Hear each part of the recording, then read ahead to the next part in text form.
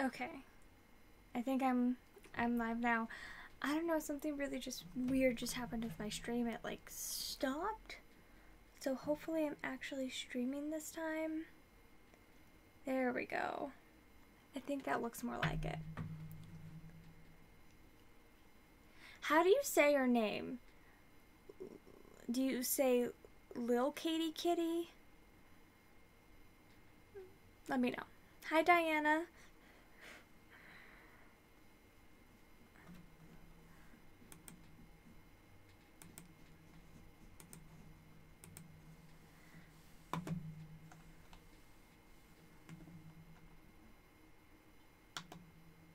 Katie Kitty. Okay. I can do that. Or Kitty. Whichever. Alright, works for me. Lots of Lizzies and a kitty. Sorry. The reason I say that is because of Pride and Prejudice. That's two of the sisters. Elizabeth and Catherine, is that her name? I don't know. But they call her Kitty. Anyway, besides the point. Hello. It's really, really hot right now. I guess I kind of want to conduct an experiment. If I turn the fan on, will you let me know if it's too loud? Because I kind of feel like dying right now.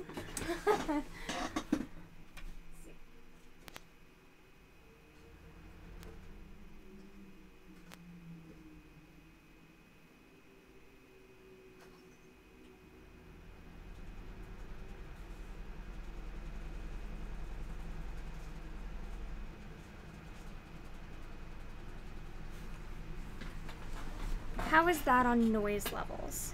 Is it too loud? Or is it bearable? Because it makes it a lot more bearable for me. East is next on your list after you finish Divergent. That's awesome. I hope you love it. I hope I don't remember wrong and that it's actually good.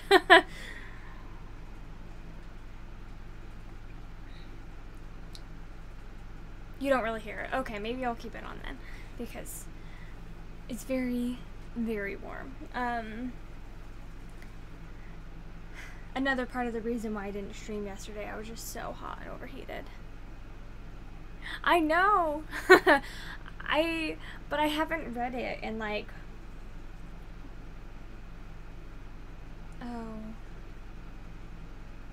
7 or 8 years. So it's been a hot minute since I read it, so I really hope that it's still good. Hi, Bruna.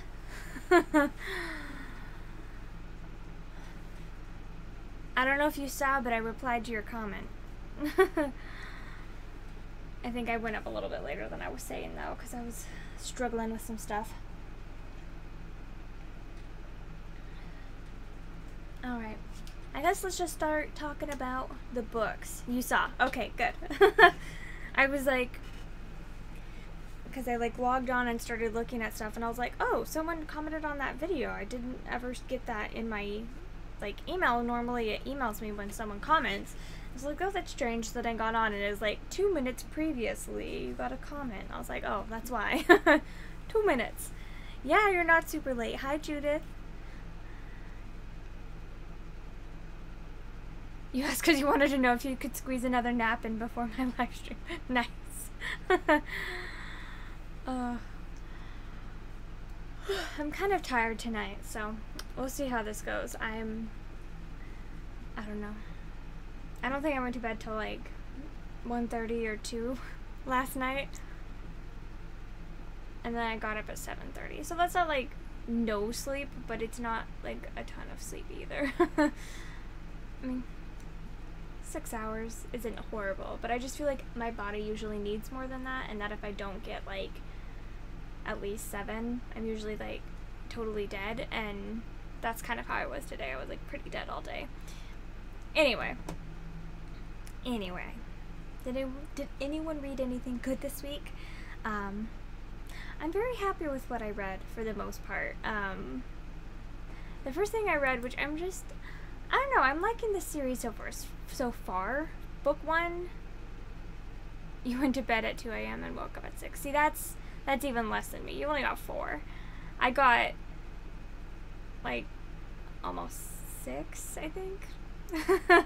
That's so little sleep. And hi, Keisha. I don't know if I already said that. Wow, I'm forgetful. Okay. Wild in Love is the first book, and did it come out in 2017? I thought it came out in 2018. No, it came out in October, apparently. Wow, I thought this came out in, like, January. Maybe because I read it. No, I read it in November.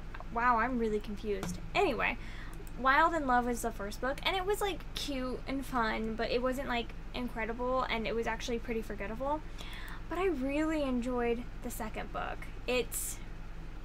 So Too Wild to Wed by Eloisa James is the second book in the wilds of Lindo Castle. I do recommend reading this series in order. Some romance series you don't have to read in order. Ow. My neck kind of hurts right now too. Sorry, that kind of just pulled it. But this one I recommend reading in order. It will make a lot more sense. Haunted Heart of America. A book on true ghost stories. You read Quiet by, is her name Kane? That Quiet? We just bought that. Animal Magnetism and the Rapunzel retelling I recommended. Which Rapunzel retelling? The historical romance retelling of Rapunzel, or the children's book that's a retelling of Rapunzel? I think those are the only two that I would actively recommend to people. Anyway, this one's really enjoyable. It's about, so basically this girl is engaged to this duke. He's not a duke yet. Basically, his brother ends up dying, so now he's going to be the next duke, like, eventually, but he ends up getting engaged to this girl, and she's essentially just being like a puppet for her mom. Like, she's not really showing her personality at all or anything, and they're really surprised that he wants to marry her. So she's just being like an animated doll, essentially, and so he never really gets to know her at all. And then she ends up throwing him over and leaving, and he doesn't know why. And then at the end of book 2, you get a little scene with them where she's living in a cottage with a baby, and he's like, oh my gosh, what the heck? And then he ends up like leaving and joining the military. So this is after he comes back from America. He's been fighting in the war for a few years, or not for a few years, for like a few months. I don't think he's there very long. And while he was gone, his mom went and found this lady, this girl that threw him over, and she ends up like making her come back to like their castle. It's not a castle. Really huge like manor estate thing. Then she ends up bringing them. No, it is a castle. It is a castle. Holy frick. They live in a castle. That's so crazy to think about. Anyway, I'm really tired. I'm sorry. She ends up making this girl come and live with him in a castle, and she ends up being the nanny to his little sister and her kid. And I don't know. And then when he comes back, it's like about their relationship. And what I really, really liked about this book is that like there was no like ridiculous like flying off the handle. I really, really hate when they don't like listen and communicate in like romance books, because communication is so important for any relationship, and I don't understand why authors just like leave it out. Like, and in this, they communicated, and it was just such a nice like change of pace. Like, yes, they didn't always agree with each other, and yes, they didn't see eye to eye on stuff, and yes, they got frustrated or mad or upset with each other, but they still like talked about it instead of just like yelling and slamming doors and stomping off and making assumptions and stuff. Like, he does that a little bit at the end of book 1, and then he has like time to think about it. And so when he sees her at the castle, instead of going like, why are you here, and like getting angry and like throwing her out or something, he ends up like talking to her about it, and they like communicate. It's so important. Now that I'm thinking about it, I think I might lower it down to a 3. It's more of like a 3.5, and I think I might round it down to a 3, even though I did like it a lot better than book 1. It's just, he's very, like,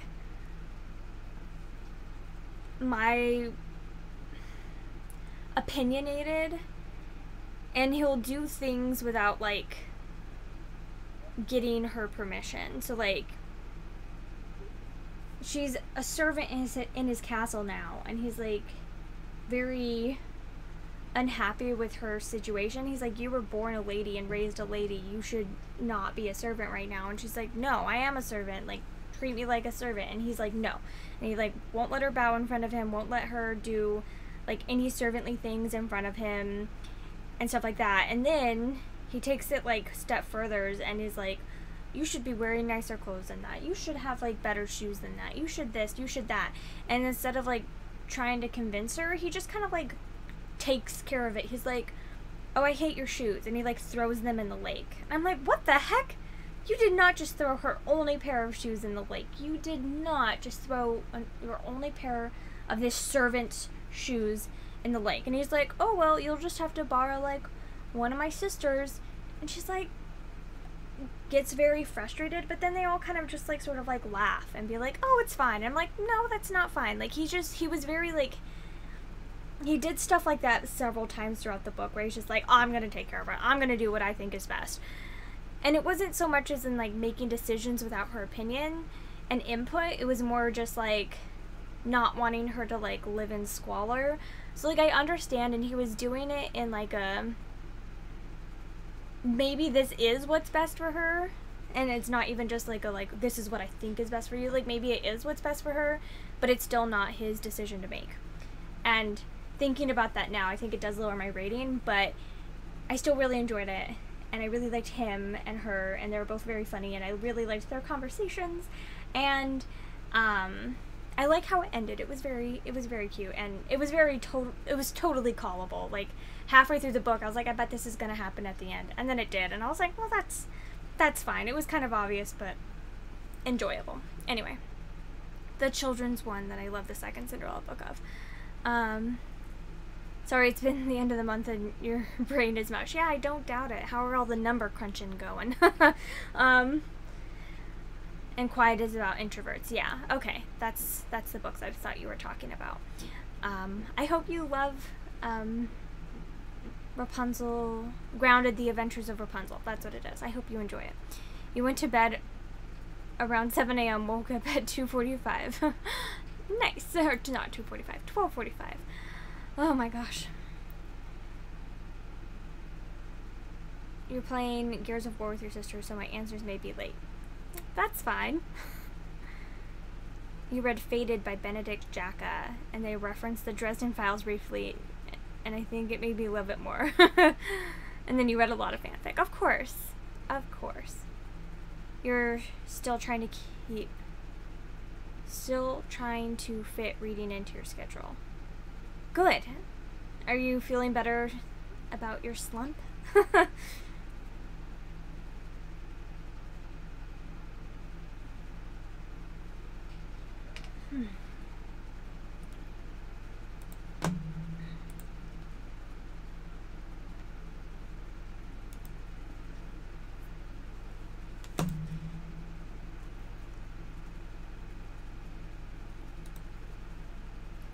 Yeah. I'm just really surprised, though, that this book just came out in May? Is that right? Yeah, it came out at the end of May, and book 3 is supposed to come out at the end of July. They came out 2 months apart, almost exactly. And I'm just confused as to how they'd come out so close together. But I'm still excited to read book 3. It'll be fun. And I really like Lavinia. Another thing that I really like about Too Wild to Wed is that she has a good female friendship with her cousin. Her cousin and her are really good friends, and I really like that as well. I'm sick of the toxicity between females at all. especially in my books. And it's not there all the time, and a lot of books do have female friendships, but theirs was really good, and I liked it.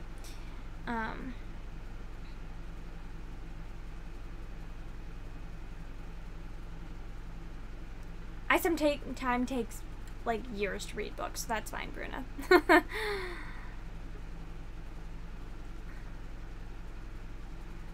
Alright, the next book I ended up reading is Rumor Has It by Jill Shalvis. This is book 4 in the Animal Magnetism series, and it sucked. I didn't like it. I gave it 1.5 stars. It's so basically Griffin is the brother of the girl from book 3, and then Kate is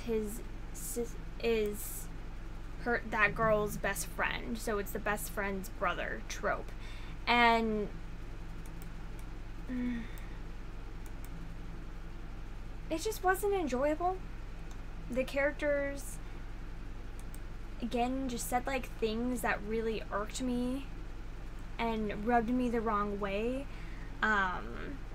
He like comes back, he's like discharged because he got like a really bad like head injury, and he's like having like super bad problems with like migraines and headaches and like vomiting and like ears ringing and disorientation and falling over and like all this stuff. So he gets discharged, but he doesn't like tell anyone, and he's like, I'm fine, I can handle it myself. But he doesn't, and he doesn't take care of himself at all, and he's always just like pushing himself, and he can like tell when he's gonna get like a really bad migraine, and he doesn't do anything about it. He doesn't say, hey guys, I think I need to go home, because he can't drive when he has a migraine, so he has to stay wherever he is when he gets the migraine, or ask someone else to drive him, which he would never do because he's just too manly for that. And so like there's literally to the point where he's at like his sister's, I think it's her, she's getting married, and it's her like dinner, like rehearsal dinner, and he ends up like, or it's either that or like a co-bachelor and bachelorette party or something. He's somewhere, and he ends up, instead of saying that he needs to like go home or something, he just like toughs it out until the migraine gets so bad that he ends up just like going and laying in the bathroom and like vomiting a lot until someone comes in upon him and then has to take him home. And I'm just like, you're such an idiot. Just like confront what's happening and deal with it. Like, I don't know. I don't get it. Like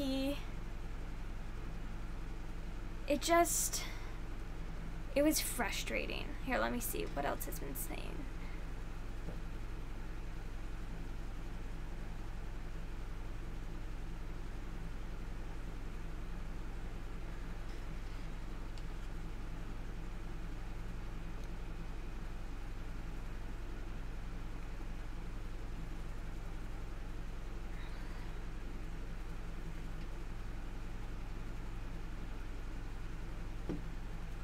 Yeah, he should visit a doctor, but he's just very like, I can take care of myself.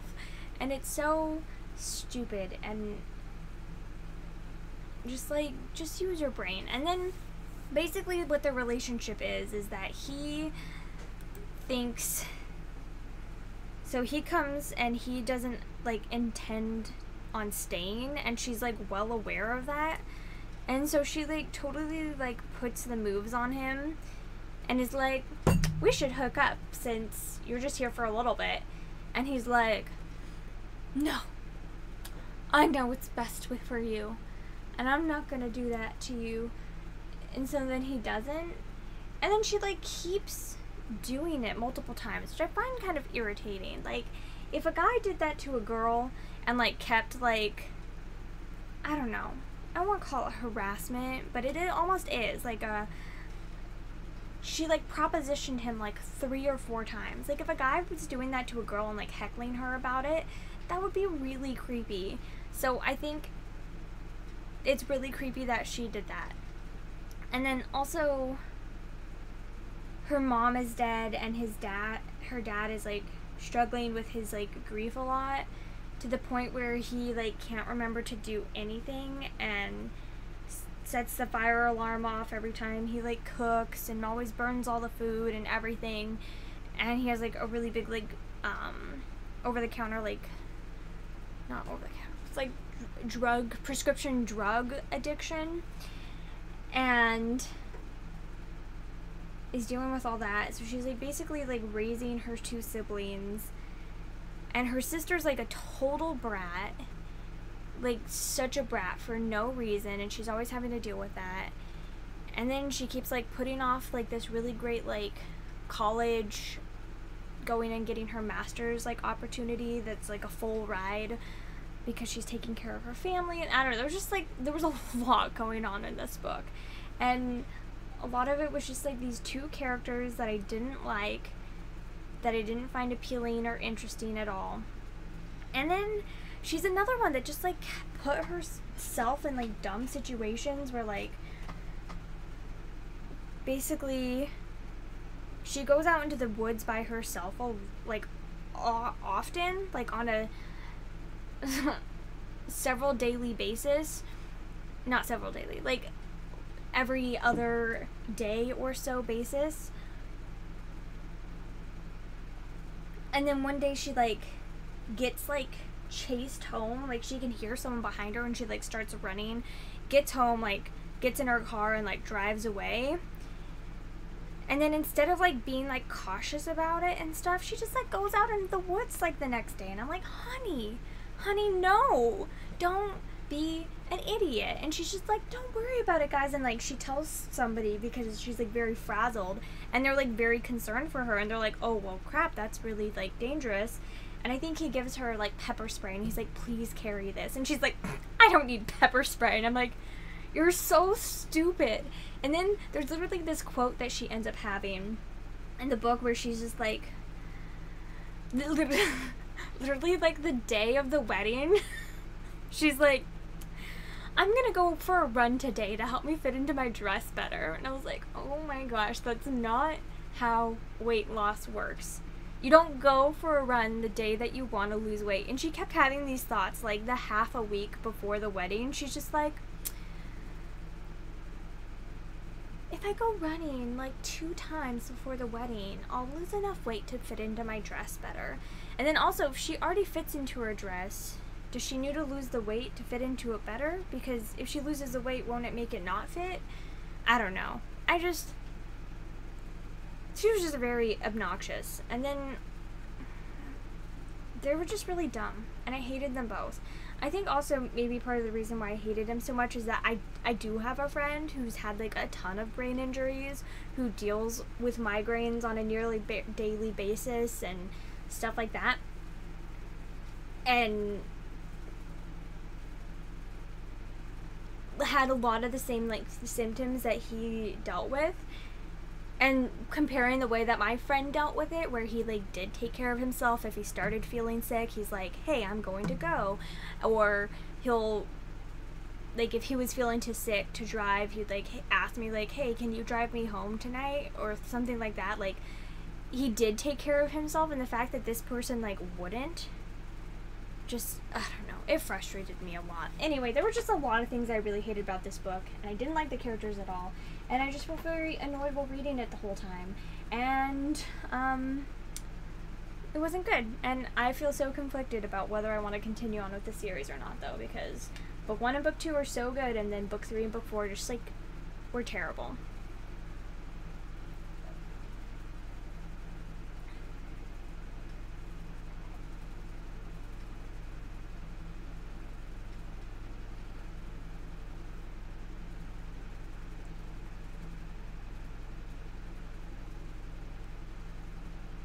You would throw that book? Yeah, I don't know, I was just like, and he's just like, no, I'll deal with it on my own, blah, blah, blah. And then he doesn't even, like, tell his family that he's just such a hypocrite. In book 3, one of the things that happens, like, at the beginning is you find out that the dad had a heart attack, like, before the book started, and he didn't tell either of his children. And so when the daughter freaks out, she like tells her brother, and they're both like, oh my gosh, I can't believe you didn't tell either of us. What's wrong with you? Like, obviously if you have a heart attack, tell us. And then this son gets discharged from the military because he has this really horrible injury, and he doesn't tell anyone. He doesn't tell anyone that he got this injury, and then he doesn't tell anyone that he's not actively serving anymore. And I'm like, you're such a hypocrite. Like, you're so mad at your dad for like not communicating with you, yet you're doing the exact same thing that he did to you, that you were so mad about. Also, there's like no dogs in this book. I don't know why there's dogs on the covers. I don't remember a single dog in this book. She doesn't have a dog. He doesn't have a dog. I think maybe those are supposed to be like his dad's dogs. There's like no animals in this book. I'm so confused.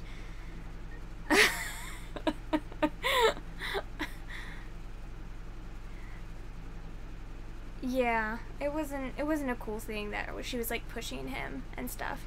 Like she like I think she kissed him like twice without like getting permission and stuff, and it was just like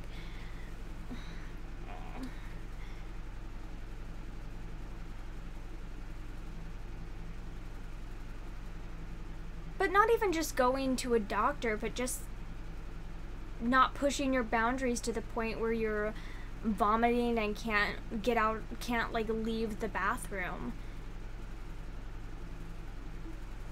because you're not telling anyone that you have a brain injury. Like his sister and his dad like both don't know that he has like migraines and stuff, and he's just like hiding it.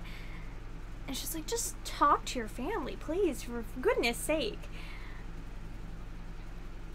Oh, and I really didn't like how I don't know. There was like another like big like out of the blue, no point whatsoever like plot point that also just like there was no reason for, and was just like throwing another thing in, and it was just stupid and pointless.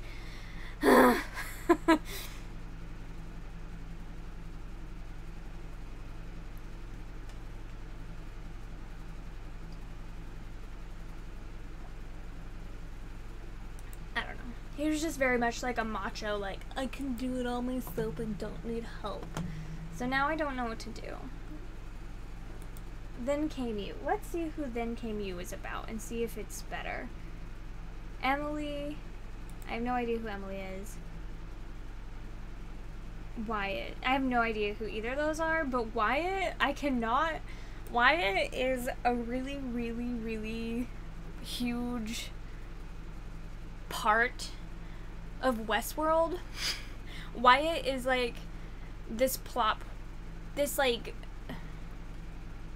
in Westworld they're like all like robots essentially acting out like these like vignettes all the time, and Wyatt is like a vignette that gets introduced in like halfway through season 1, where it's just like a vignette that they're working on. It's like a storyline, and basically Wyatt, it's like a crazy like murderer who is like, that's like insane and stuff. And so like I don't want to listen to something about someone named Wyatt either, because Wyatt doesn't trigger happy memories for me. Like the dogs, like if there were dogs, they were such a small point that they made no sense to be on the cover. Like they were not at all like crucial to the story whatsoever. Like they're very important in 1 and 2, 3 like a tiny bit, and 4 I don't even remember them.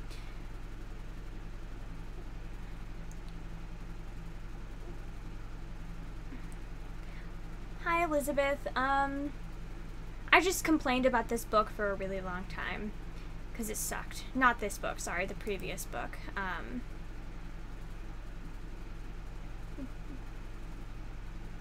Rumor has it. I gave it 1.5 stars.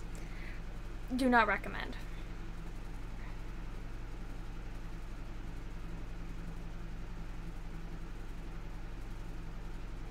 It's just...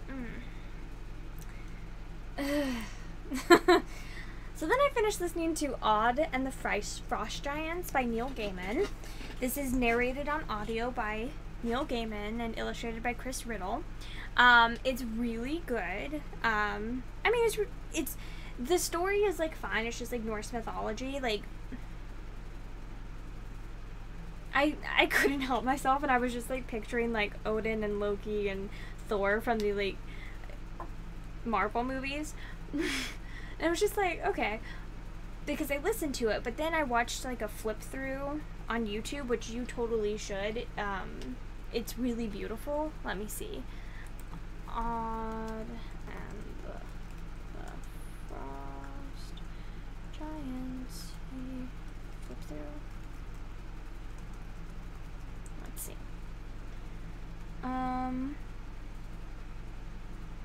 Let me see. Let's go to YouTube. Ah! Stop it.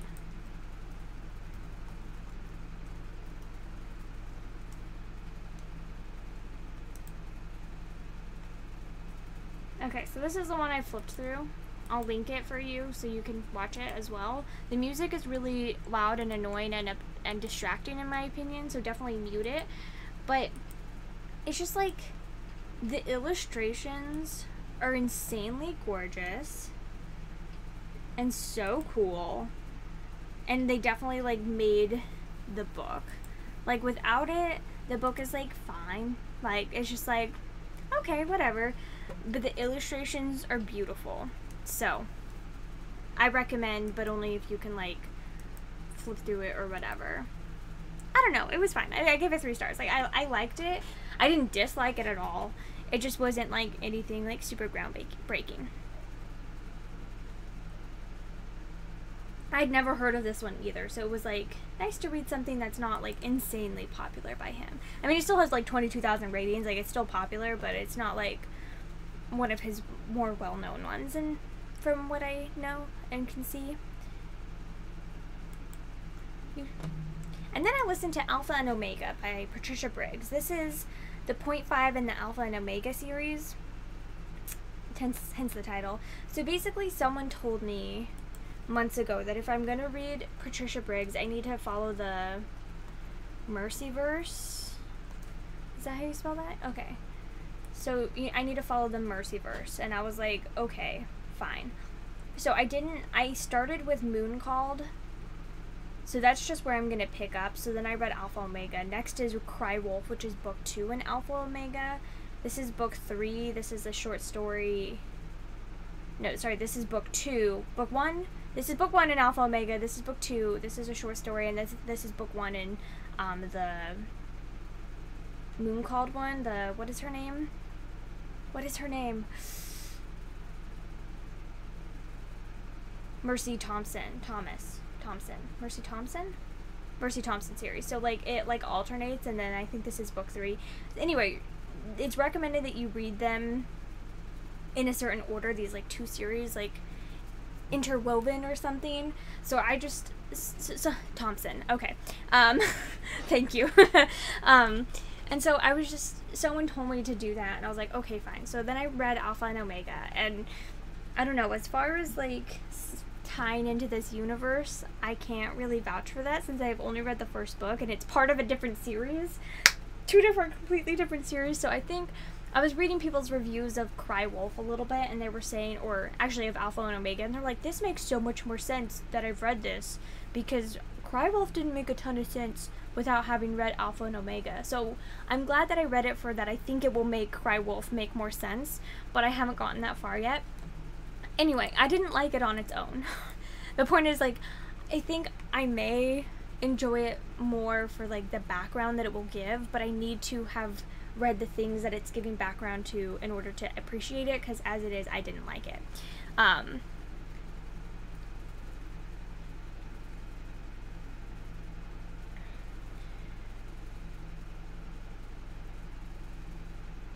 The Crane Wife by Patrick Ness.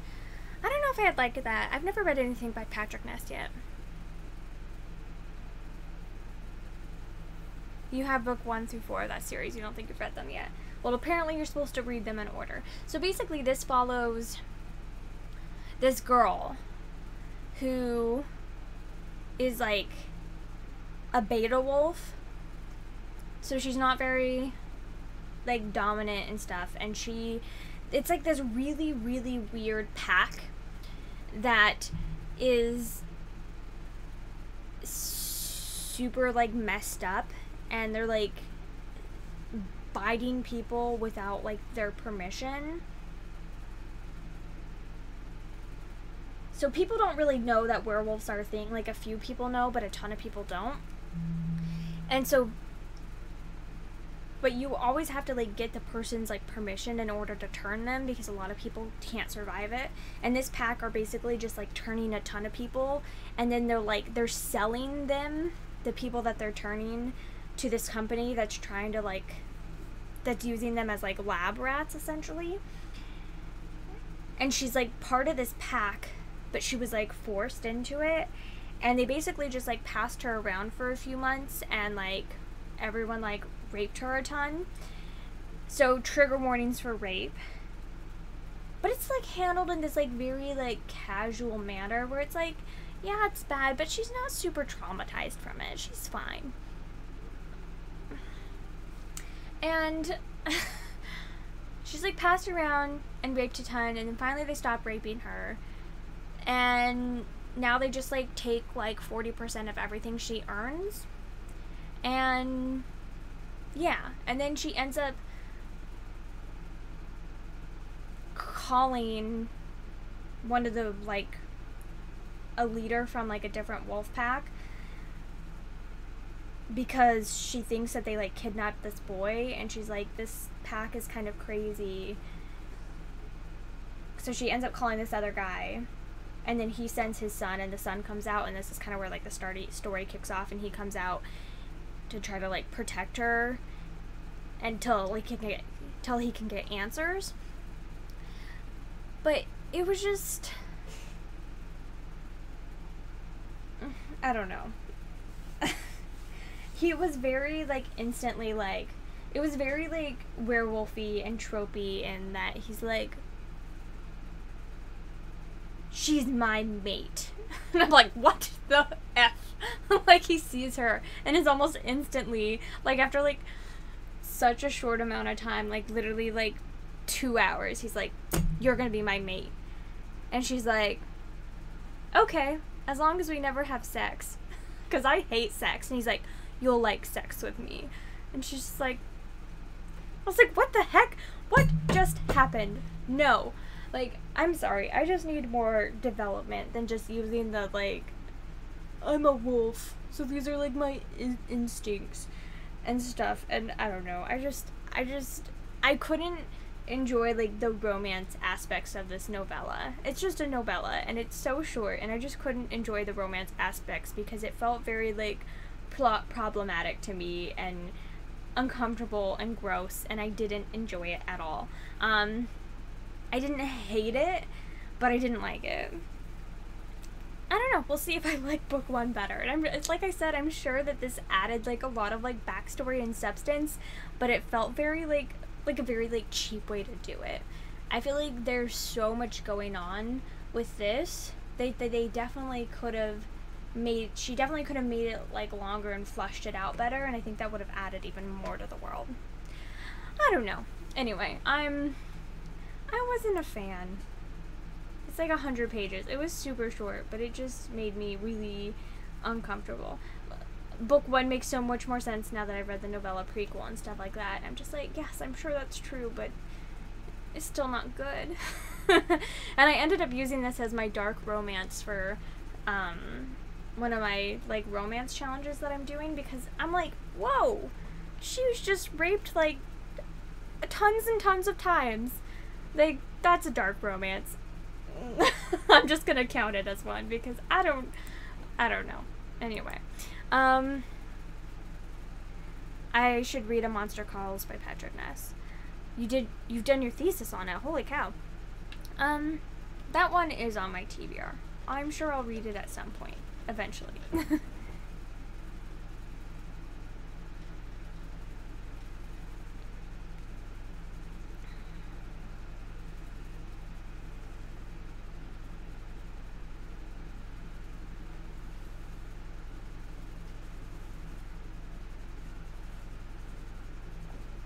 You needed a C for alphabet-thon. Wait, whose name starts with C? I'm really confused.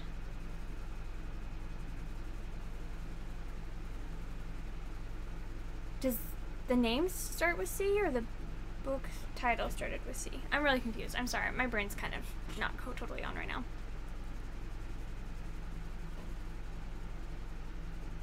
You're still so behind on Patricia Briggs' Mercy Thompson series. Will probably be a long time before you get to Alpha and Omega. I know, someone just told me to read them all mixed in, and I was like, okay, I'll do it. I've only read one book, so I think I'm good. Okay, the next book I read this week was Undead Girl Gang by Lily Anderson.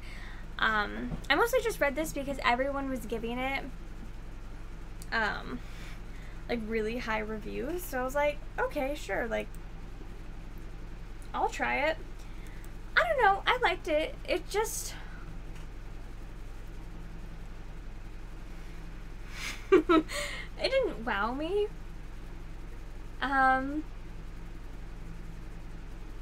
It was extremely predictable.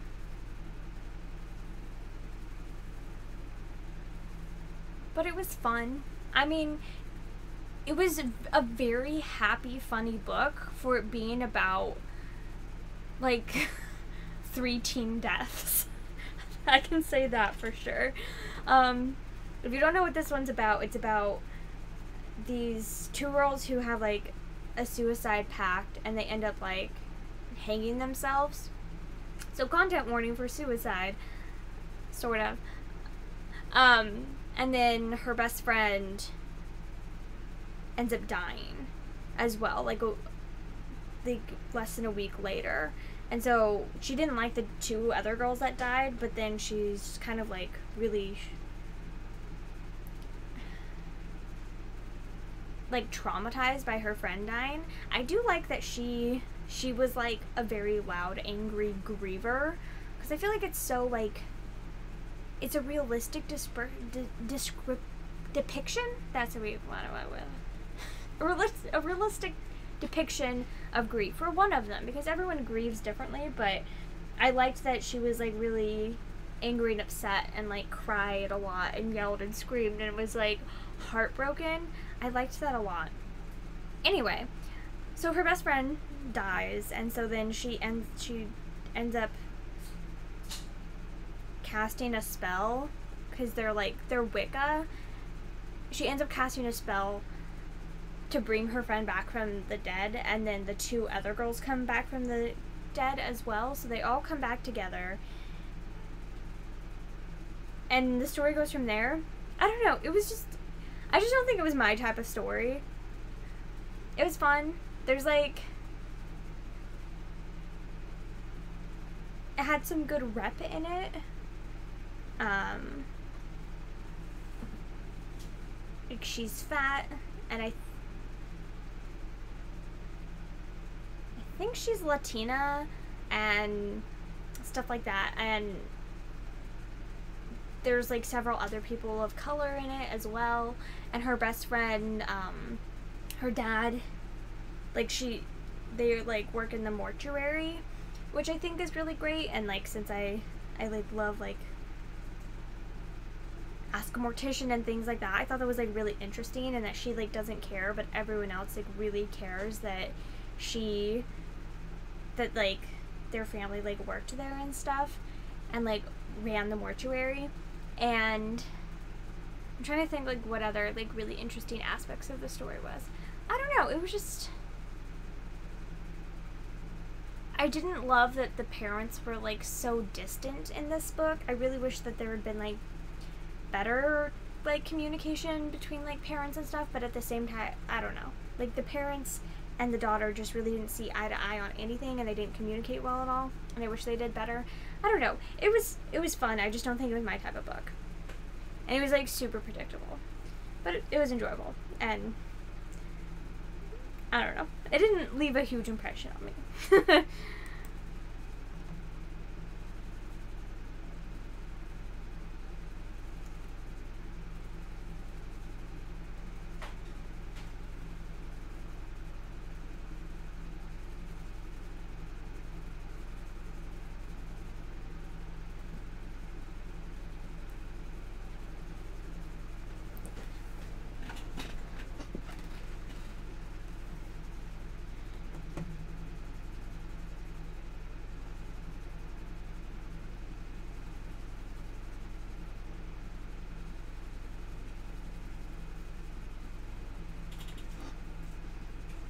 Okay, for Alphabetathon, and you have to do that in 1 month. Is it like what's her face's A to Z readathon? Is it similar to that, I guess, then? She did like a year ago. What's her face's? That's so helpful. Anyway, because I did an A to Z readathon like about a year ago. I think last May I did one, like a year ago in May.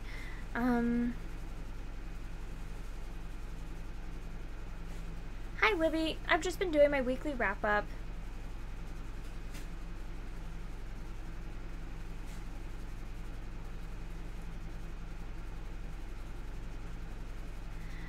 No Wiccan in the right mind would do that. It's kind of explained though, Diana, if you read it. It's basically the person who like owns like the magic store like freaks out about her trying to do that spell and is like, that's not how we work, that's dark magic, that's not what we do, like what is wrong with you? And she like totally flips out about it.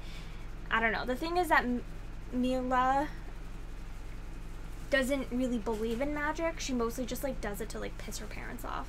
It's never been like disproved to her, so she's just like, sure, I'm Wiccan. She doesn't really care about it. So that's kind of how it's explained, which also might irritate you, but that's how it's explained.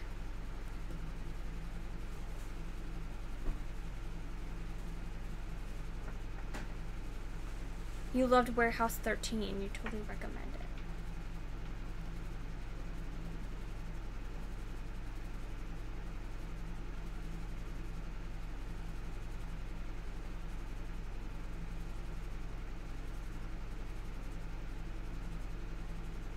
Is it just for July or is it for multiple months? That's a lot to do for just July. Because, yeah, it's... I don't know. My problem with doing the A to Z readathon is just that, like...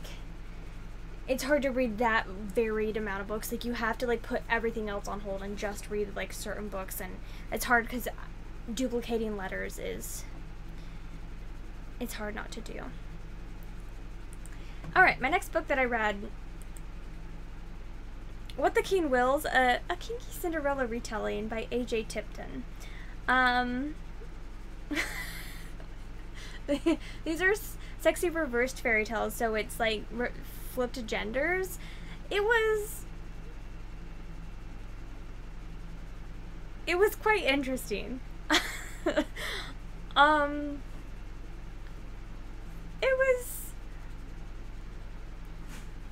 There was a lot of cum in it.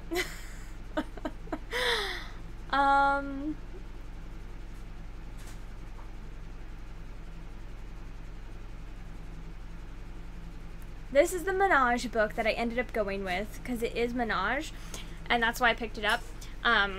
Because the book that Diana recommended, Two Dukes and a Lady, is not on audio, and I'm just like, I just didn't know if I could get through it if it wasn't on audio. So this one was on audio, and it was on the Audible Romance Audible Romance package, so I was just like, okay, sure, let's go with it.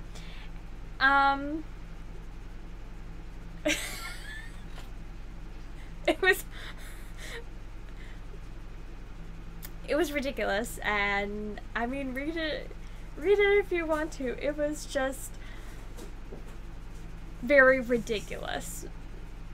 Very sex positive, though. Moving on. Let's talk about something else. Happily Ever After has never been so hot. It was interesting. Is my face totally on fire and red now? Whew, okay.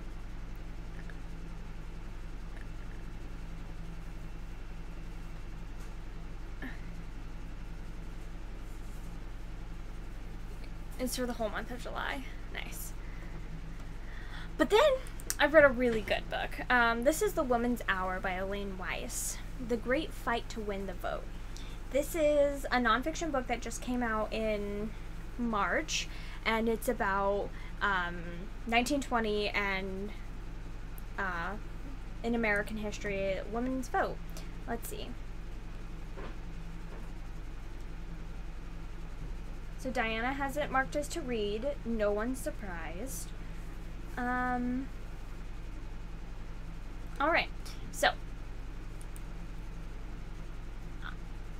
the reason I give this 4 stars instead of 5, I don't know. I just, personally for me, I don't think it was a 5-star book, but it does have 5-star content. I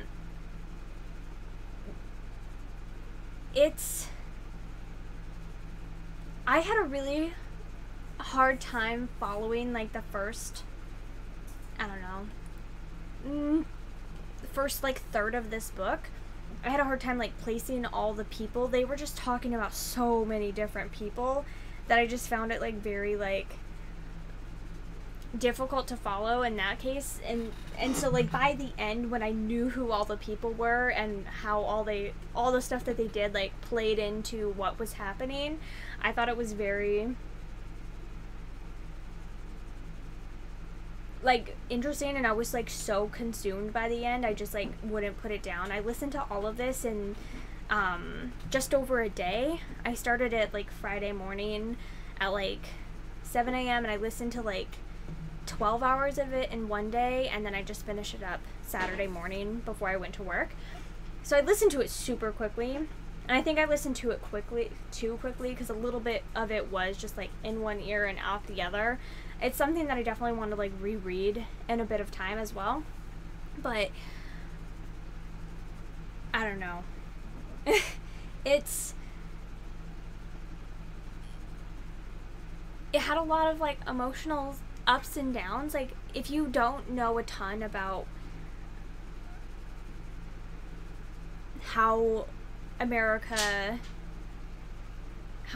women made it so that we could vote, and American men too, so many men were fighting for women's right to vote. If you don't know much about it, I really, really recommend that you look it up. Basically, so it gives a synopsis right here. 35 states have ratified the 19th Amendment, 12 have rejected or refused to vote, though one last state is needed. And so it's Tennessee, and it all comes down to Tennessee, of whether or not Tennessee will agree to make it, like, a national law that women are allowed to vote, or if they'll make it, or if they'll refuse, and then they'll just have to keep on doing it state by state. And it was so close. It was so close, and it flip-flopped back and forth, and there was so much blackmail going on. It was just insane, the amount of people who were against it and the standards that they would sink to in order to try to get it so that women couldn't vote. It was absolutely nuts. Like, I knew how it ended, and I was, like, on the edge of my seat. I think I cried, like, at least 5 times during this. I was just, it's the nail-biting climax of one of the greatest political victories in American history. And it was such a dirty, like, messed up campaign. All this stuff was going on, and it's so insane. I don't know, it's just, like, it's really sad too. And some of the things that people just said are so, like, depressing. This is the book isn't racist. What was going on at the time was insanely racist, and so much of the, like, women's vote and stuff was all just based on race. And some of their arguments that they made about, like, obviously the women who want to make it so that women are allowed to vote, in order to say the women who want to make women, like, female Americans, actually citizens with a vote, the women who wanted that were obviously the good people. They're obviously the people that we're rooting for.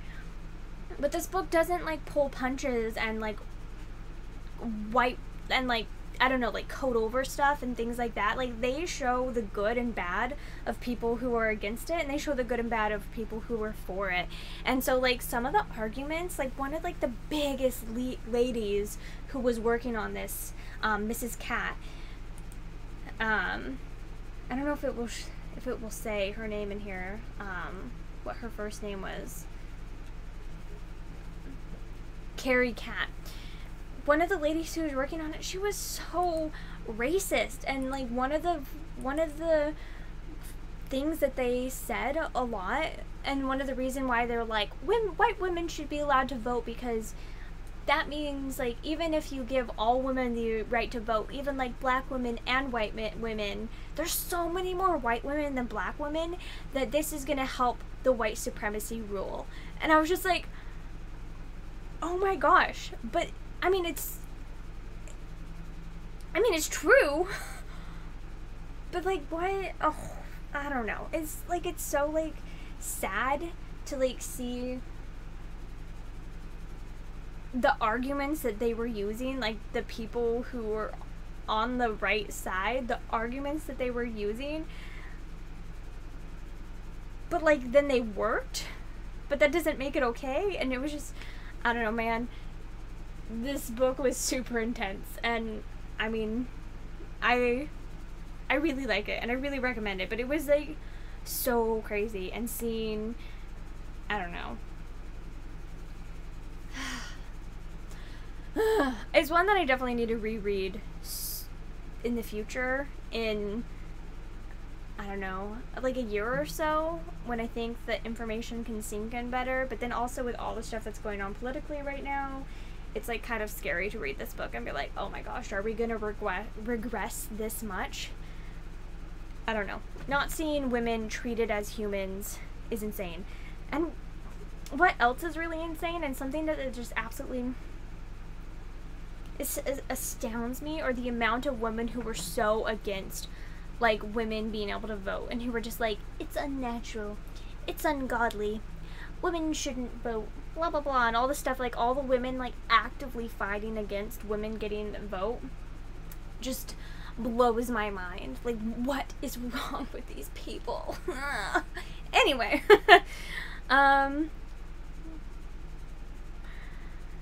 was really good. I really recommend you picking it up, and it was super compelling. I read it super fast. I don't usually read like nonfiction books or any like long books like this. I don't usually read them in such big gloms, but this one I just like sucked right up, and it was super fascinating.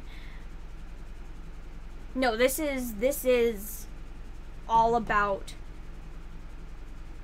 them getting their rights. So it's before they got their rights, because it is all leading up to whether or not this state was gonna, which direction they were gonna swing, and whether or not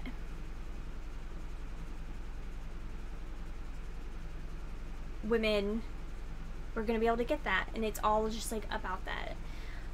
My gosh, it was a super intense book. You were trying to put it in the timeline. Thanks. Yeah.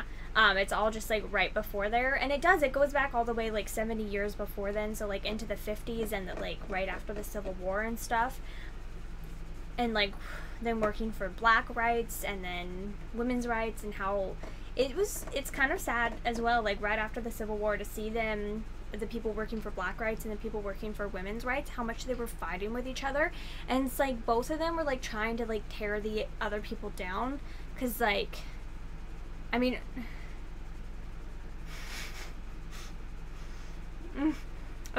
as Frederick Douglass put it to the women working for women's rights, he's like, until women are getting like shot on the streets just for the fact of being women, it's more important for black people to have rights. And the woman was like, but that it is going to regress to that state for women. She really thought that like if black people got like the vote, if black men, I guess I should say, got the vote, then women would start getting like terrorized, like white women would start getting terrorized as much as black people were. And I'm like, you are so delusional. And it was just like the arguments that they had, just like looking back on them with like a 21st century like perspective, they're so insane. But I mean, I don't know, it was, this book was such an emotional roller coaster. I'm having a very hard time like making myself coherent, but I hope you read it and pick it up, because I think it's a very, very fascinating book. It was super compelling. It was very readable, and it's very fast paced and quick moving, and I really, really recommend it. Let me see. She couldn't understand why women wanted to vote. She didn't believe in it and never did. So you'd like to see both sides of the fight. You should read it. And am I still doing script? I mean, I'm still subscribed, but I haven't listened to any more books because they've blocked me on a lot of them. I don't know. I still haven't emailed them, man. I've been too tired. Maybe I'll do that on the 4th of July since I don't work on the 4th of July. Maybe I'll do that instead. Okay, so I'm gonna go to the bathroom, get some more water, and then I'll be back to talk about my final 2 books that I read. If you want to read the summary of this book, it's right here, though. I'll be back in a sec. Ugh.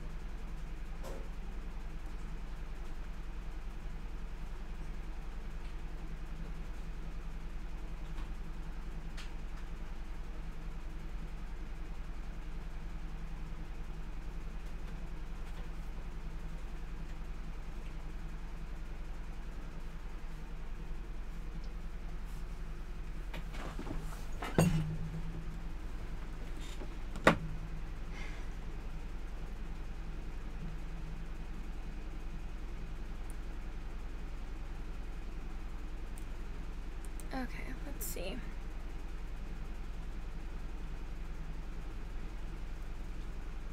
But Diana, yeah, that's totally crazy that your mom felt that way too. It's just like, it's so insane for me to feel like, I don't know, I can't understand women not wanting to be treated like equal citizens. Like, I cannot fathom that. Anyway, you just started getting blocked on some books on script. Yeah, it's totally not unlimited. Like, maybe if you listen to very few books, but it's blocking you on so many. I don't know. Anyway, Yeah,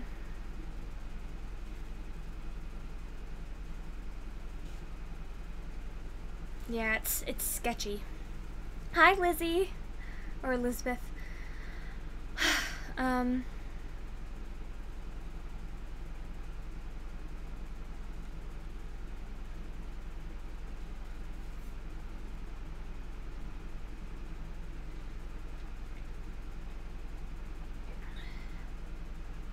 You've been trying to read a lot for Tome Topple. Been reorganizing your books and purging some. Yeah, I saw your great book purge video. I enjoyed your bookshelf house tour, and your house about looks like ours right now.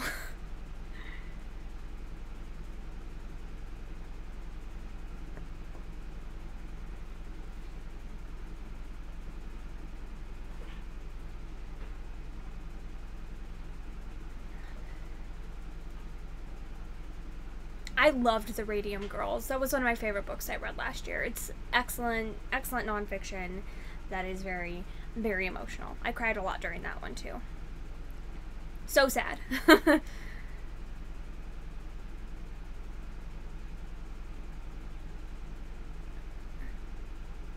That's insane, Diana.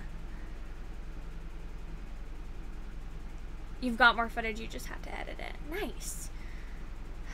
Are you doing well? Are you meeting your goals? We just bought 5 new bookcases this past week. So that's what Chris is doing right now. He's constructing 3 of them. We already have 2 set up, and he just built 1. What? Oh, I just said that you're constructing bookcases right now. Yep. Because we bought 5. Well, only 2 of them now are not built. Only 2 left to build. 1 was pre-built. 1 he built the other day, and then 3 of them came today. They weighed so much. Our floors are gonna collapse. They were so heavy. I went downstairs because they were sitting downstairs, and I went downstairs and I tried to pick one up, and I'm like, I can't pick this up. And so I just sat on the stairs until Chris came down. And he's like, what are you doing? I'm like, I'm gonna help you carry them upstairs. And he's like, I don't need your help. I can carry them up myself. And then he like tried to pick one, and it was up, and he's like, I can't lift this. Will you? Well, I didn't say it like that. I just meant because your legs already hurt, and I didn't want to make you have to carry them. I know up the stairs with me. he was being nice. I thought I could carry them myself, but that didn't work out. No, they're so heavy. So he's been constructing them, and I've just been. One took me a long time because it's the first time. This second one's gonna take me a lot less time because I already know how to do it. So if you hear any like banging and stuff, he's right outside these doors, and he's just gonna be. I'm building 2 that are going in the kitchen right now. So. But then, we're gonna get to organize the house. It's gonna be so exciting. Yep. Finally. Finally, there's kind of trash right now. I sent Steve a tweet yesterday if you want to see some of our piles of books. Oh no. So. No, those are just some of them. Anyway,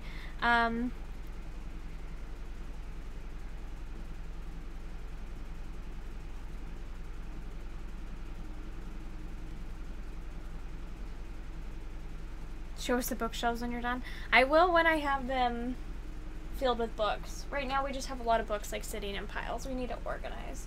But I'm very happy with how our nonfiction shelf looks right now.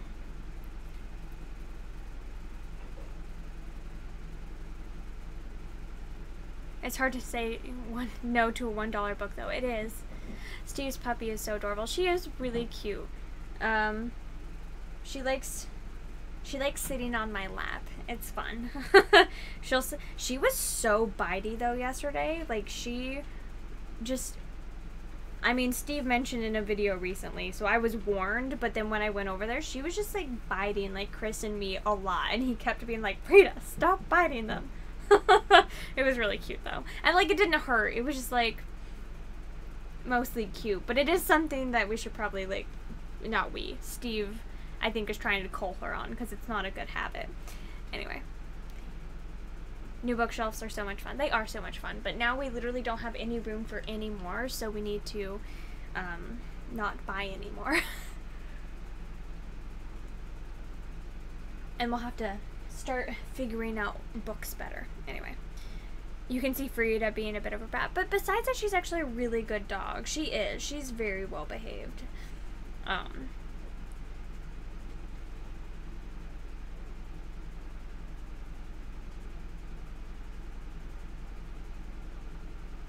Oh, that sucks, Bruna. I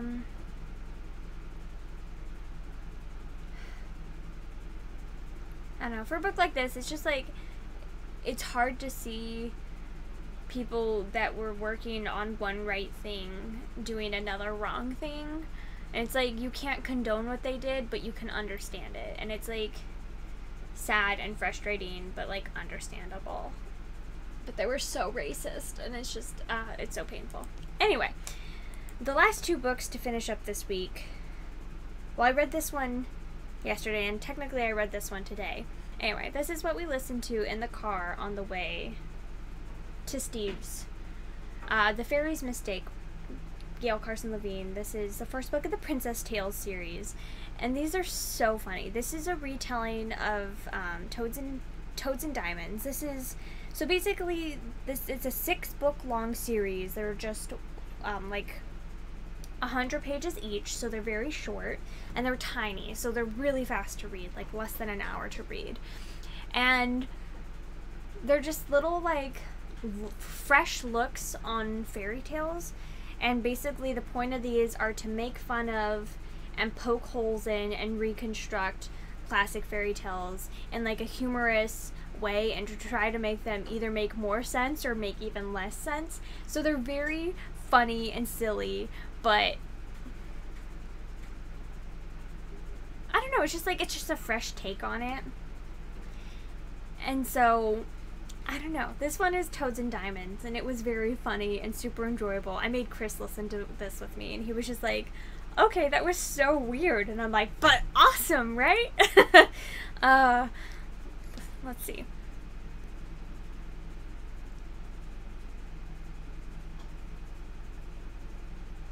Makes 10 in your tiny apartment. I think this, once we have all of these built, we're at 20 or 21. We have a problem.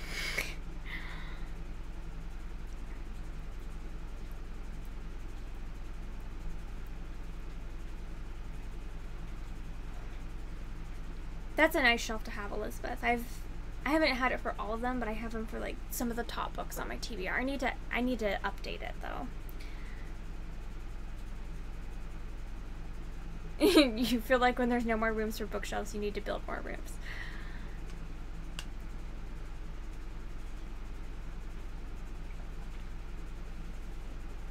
Bruna, I like your way of thinking, yes.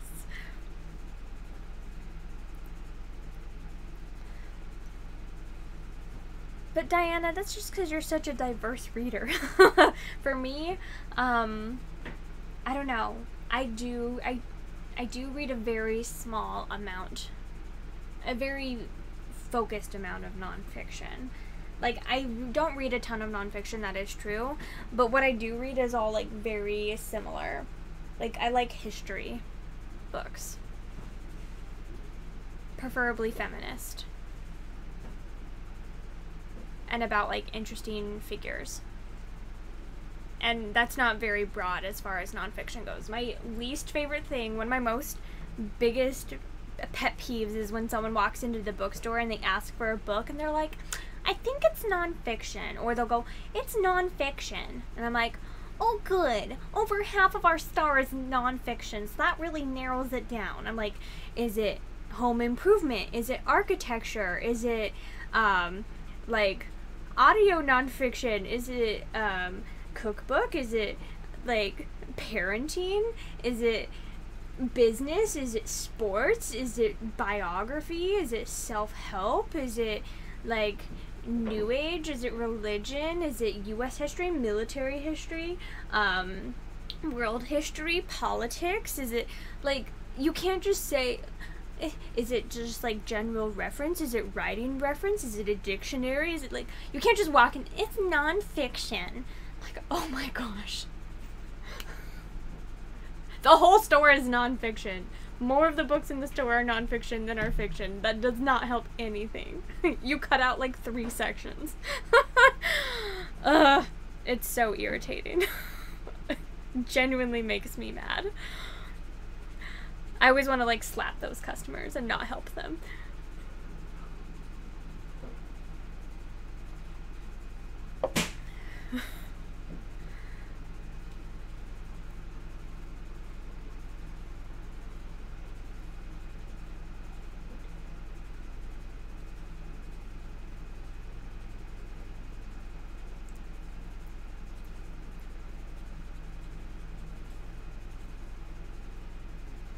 true crime, World War I, World War II, and so on. Yeah. I don't like any of those things, Elizabeth. To be fair, I haven't read... Okay. My thing about World War II books is that I just don't like reading them because they make me depressed. I do want to read more World War I books, though. And, true crime, I haven't read. But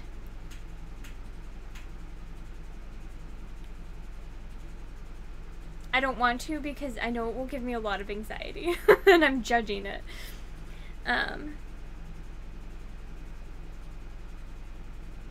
Then that would be more helpful than Kitty, but the way they say it, they're just like, it's like them telling me that it's nonfiction is like supposed to help me, though. Like, it's nonfiction. I'm like, okay, every single section that we can see from where we're standing right now is nonfiction. That doesn't help at all. Like, the only sections that aren't nonfiction in the adult section are fiction, fiction mystery, fiction sci-fi, fiction romance, poetry, and that's it. So you cut out 5 sections. Thank you. Oh, and drama, so 6 sections.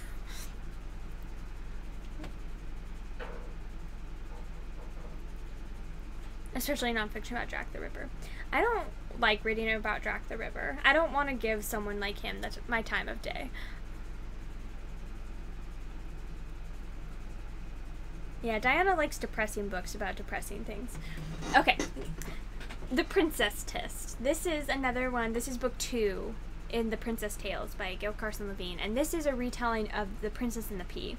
And Chris said that he liked this one better, but he's not sure if it's because he liked the story better or if he just liked seeing how she played off a fairy tale that he knew already, because he didn't know Toads and Diamonds. So The Princess Test was so funny. Oh my gosh. I mean, like, I enjoyed Toads and Diamonds a lot, and I did laugh a lot through it, but I laughed so much through this. I was laughing, like, every minute or two. Like, my stomach almost hurt after this book, because I was just laughing and laughing and laughing and laughing. It's so funny, so ridiculous, so, like, wacky and crazy, and it was just really enjoyable.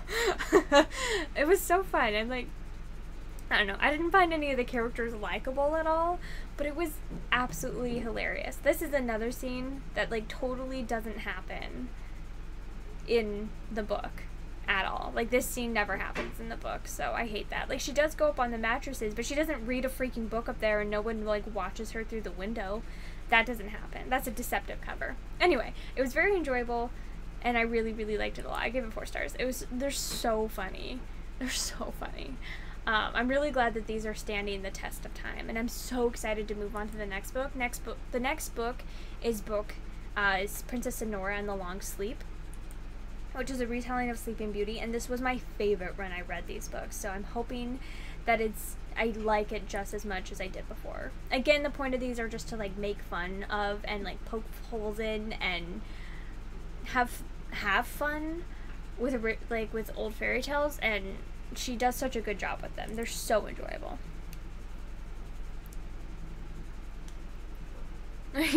Diana, I admit it. I like depressing books. Your favorite kind of nonfiction are memoirs and books about languages and linguistics. Very thrilling. So thrilling, Judith.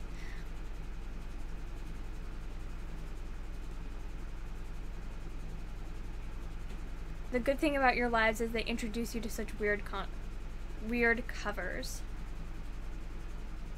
My book covers are weird? I don't think they're weird. Psh, I'm offended. Just kidding. Not at all. You have it. It's buried in one of your TBR stacks.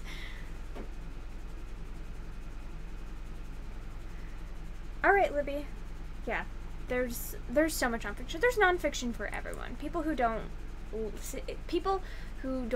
say that they don't like nonfiction just haven't found the right kind yet, in my opinion. Anyway, I technically read this book this week. I read it today, but not this book, sorry. The book 2 I read today, but I just talked about it now because I might as well. We talked about this No, we talked about this. We listened to this on the way to and from work today, and then we sat on the couch and finished it together, and it was super funny. I laughed and laughed through this one, though. It was really good. Princess and the Pea. And I was super excited to continue on with the series. So that's everything I read this week. 1, 2, 3, 4, 5, 6, 7, 8, 9. So the Woman's Hour, I don't know. I feel like it's almost cheating counting it as a tome, but she said that if any editions were over 500 pages, and this one is, but like at least 100 of those pages are just bibliography, so it really doesn't count, but I still counted it. I think that like a hardcover version is only like just over 400 pages, so it's really not a tome, but I counted it anyway because I had it checked out from the library and it just fit into my TBR, so I went with it. Anyway, I'm gonna go get some more water. I'm already out, which is crazy. I'll be right back. Oh.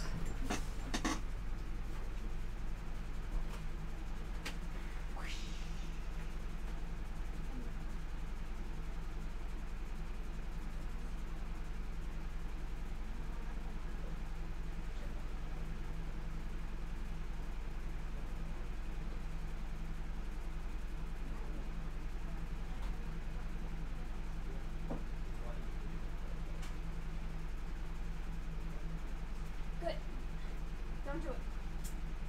Love you. Thank you for doing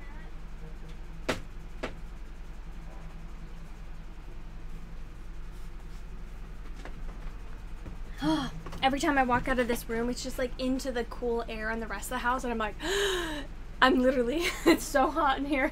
I'm gonna die. Let's see.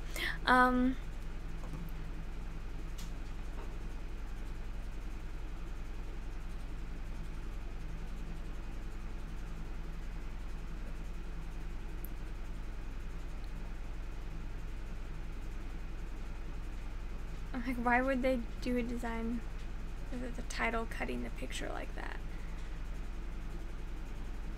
I don't know. I don't know. Yeah. Then, yeah. 90s were interesting times.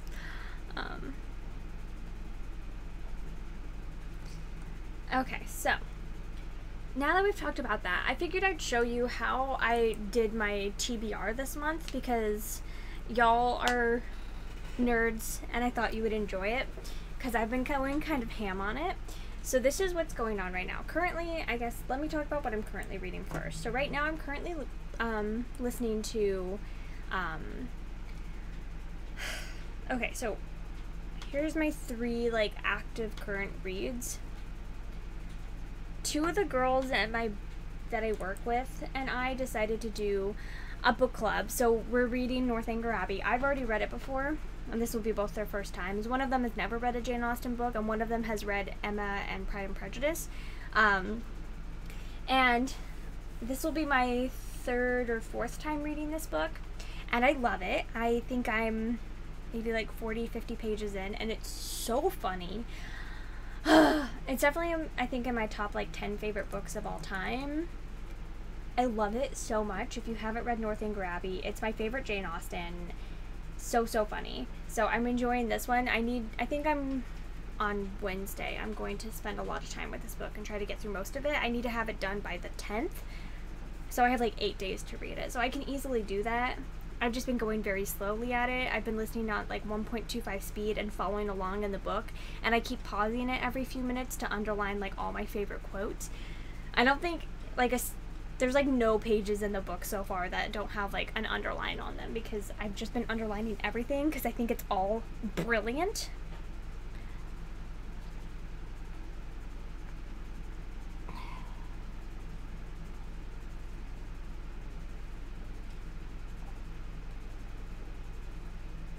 Welcome back, Libby. So, anyway, I'm reading Northanger Abbey. The next thing that I'm reading is Wives and Daughters by Elizabeth Gaskell. I don't know how far I am through this. I'm like,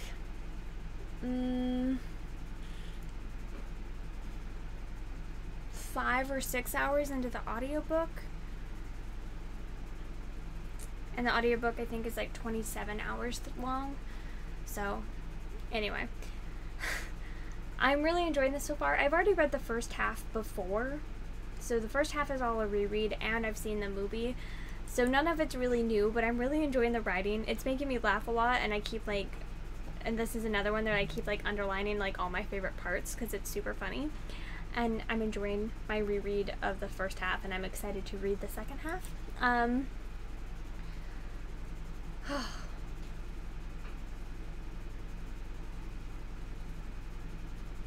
Let's see.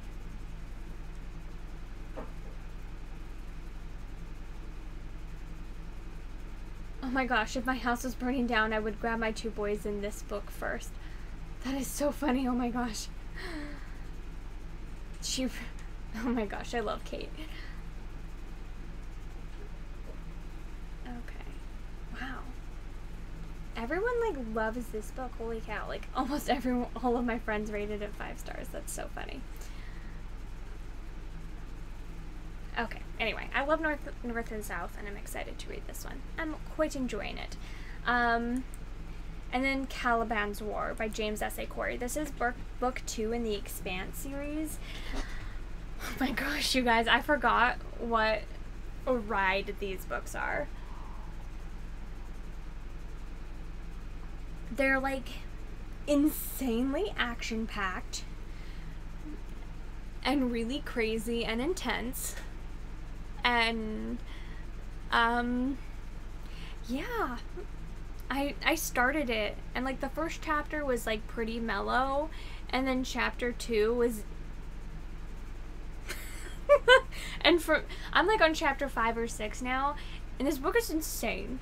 So, I mean, I'm liking it, but at the same time, it gives me a lot of anxiety to read it, because it's, like, so action-packed, and that, like, I feel like this is a book that I have to read in, like, huge chunks. I can't read it, like, in little sections, because if I do, then I'm just, like, it's just too suspenseful for me. And I don't know. I feel like I read Leviathan Wakes in, like, basically, like, 3 big sittings, and I think that's what I'm gonna have to do with Caliban's War. I'm gonna try to listen to a little bit tomorrow. I don't think I'll get to any today. I just don't think I can emotionally deal with Caliban's War today. So I'll just continue reading Wives and Daughters, but then I think tomorrow I'll listen to a little bit, and then I think on Wednesday I think I'm gonna try to knock out, like, half of this book or more, and just, like, really try to pound through it, because it's too much. Anyway, it's very, like, emotionally stimulating for me, because it's so intense. It's a horror book, which book 1 is as well, but this is a sci-fi horror space opera, and no one mentions the horror part, but it's totally horror. I don't know how many people rated this one horror, and I don't know if this one is as much, so 41 people did, but, and I didn't know that they were horror going into them, and it makes it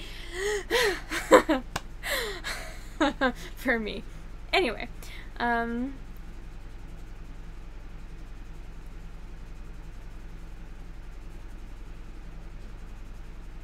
yes, Keisha, please continue on. North and Grabby's so good. So anyway, those are my current reads.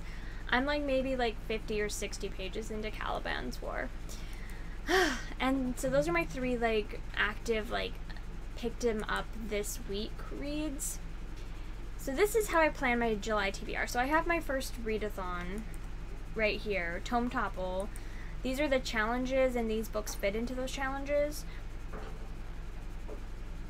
So Wives and Daughters, Caliban's War. I already finished The Woman's Hour, and then The Invention of Hugo Cabret I'm also going to try to get to on Wednesday. And European Travel for the Monstrous Gentlewoman doesn't come out until the 10th, so I'm going to try to listen to it on the 10th, 11th, and 12th. So I'm planning on getting to 5 tomes for Tome Topple. Well, 6 tomes for Tome Topple. Okay, so basically, Tome Topple is 2 weeks long, so it's supposed to go all the way until... So it starts this Friday, goes to this Thursday, and then it's supposed to go all the way to this Thursday. But the problem is that it overlaps with Readathon. So I'm trying to get through The Woman's Hour, Wives and Daughters, Caliban's War, and The Invention of Hugo Cabret. I'm trying to get through by Saturday so that on Sunday I can listen to Phoenix and Ashes, and on Sunday and Monday, and then as soon as European Travel for the Monstrous Gentlewoman, I can listen to it on Tuesday, Wednesday, Thursday. So that's the plan. It will definitely bleed over into Friday, though, after the readathon ends, but it's just too long, and I physically can't get it sooner than that. If I could, I would. And then East, I'd like to squeeze in if I can by Edith Pateau, but if I can't, it's not the end of the world.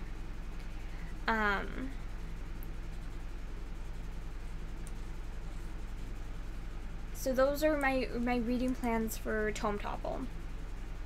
It's like, for sure, I think I'm going to get to these 6 books, but I'd like to get to the 7th book as well. And then, after that ends, I'll have a little bit of time, except for the problem is that on Thursday night, we're leaving to go out of town for the week. So on Thursday night, we're going out of town. So I'm hoping that on Saturday and Sunday, I can squeeze in and listen to all the Ever Afters and just power through those and get to my other books for Readathon. So I'm not going to do the group read, but then your favorite fairy tale, a queer or gender flipped retelling, a retelling from your heritage, and a retelling with a dark twist. I may just choose Phoenix and Ashes and put that in there instead of Wildwood Dancing, just for the fact that Cinderella is one of my, even though it's not technically one of my favorite fairy tales necessarily, it's one of my favorite fairy tales to see how they retell it. The original fairy tale doesn't really inspire me, but the way people choose to put their spin on it, I think, is fascinating and can be done in such a good way. So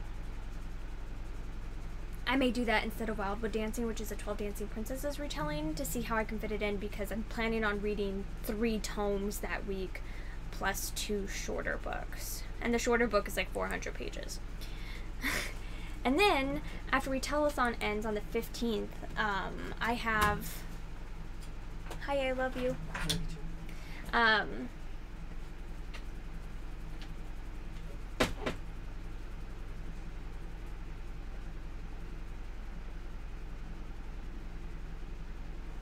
Sorry, just a second.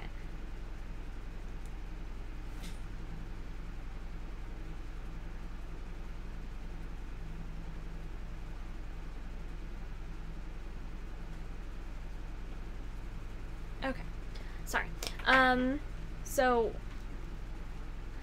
after that, I'm planning on doing the Owls readathon, Owls exam, in July as well, so that I can do the Newts one in September. And so the books that already would get crossed off of my list in the first half of the month are all these ones that are pink right here. And so these are all like, I don't want this shelf, and it won't let me deselect it. That's so annoying. Anyway, all the pink ones, you see them, plus Northanger Abbey. And then these are the books that I need to get to in the second half of the month: Corsets and Codpieces, Alchemy and Maggie Swan, To Kill a Mockingbird. I feel like I'm missing one. Somehow a category ended up missing. Let me see if I can figure out what it was. Let's see. 1, 2, 3, 4, 5, 6, 7, 8, 9, 10, 11, 12. Wow, one missed. Let's go find what it is. Owls Readathon. That's so annoying.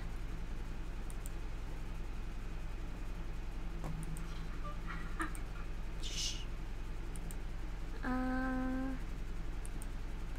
What was it?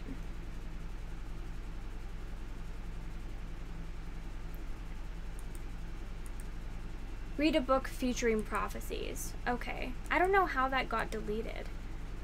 That's so stupid. Anyway.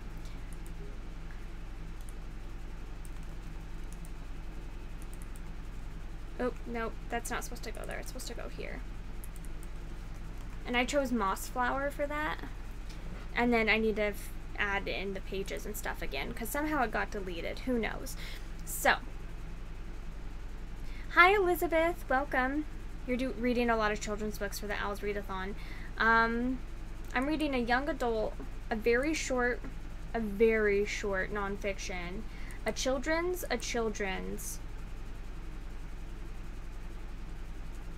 So I'm reading a couple.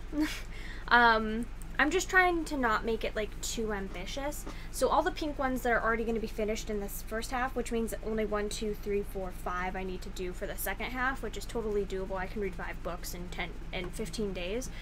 And so then here I have it planned out. Wildwood Dancing is going to bleed over.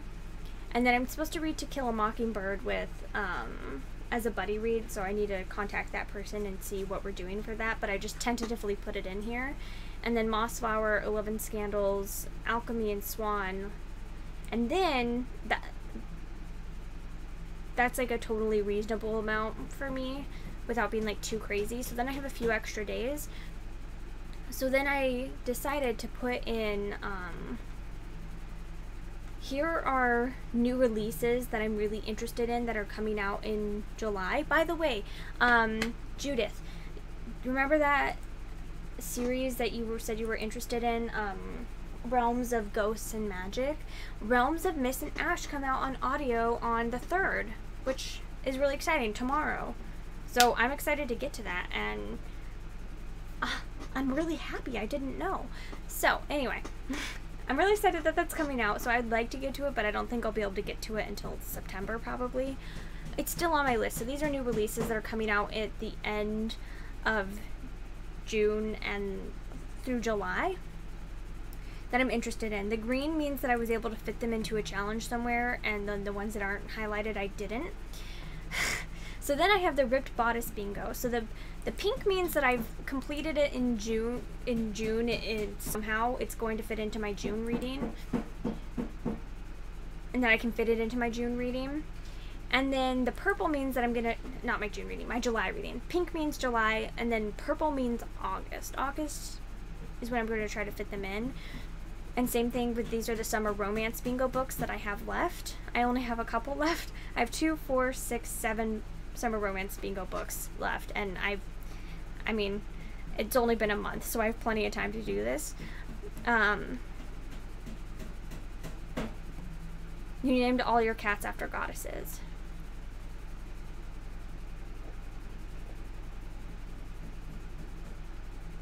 Overlap them, Libby.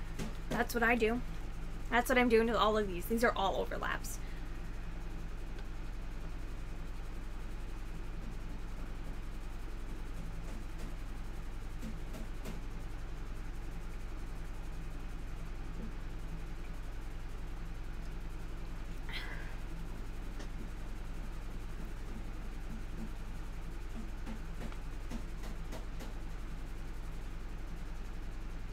Oh yeah, Owls she said to do in August is what she said. A lot of people are just doing it in July, but she said to do it in August and to do Newts later, is what she said in her Owls video.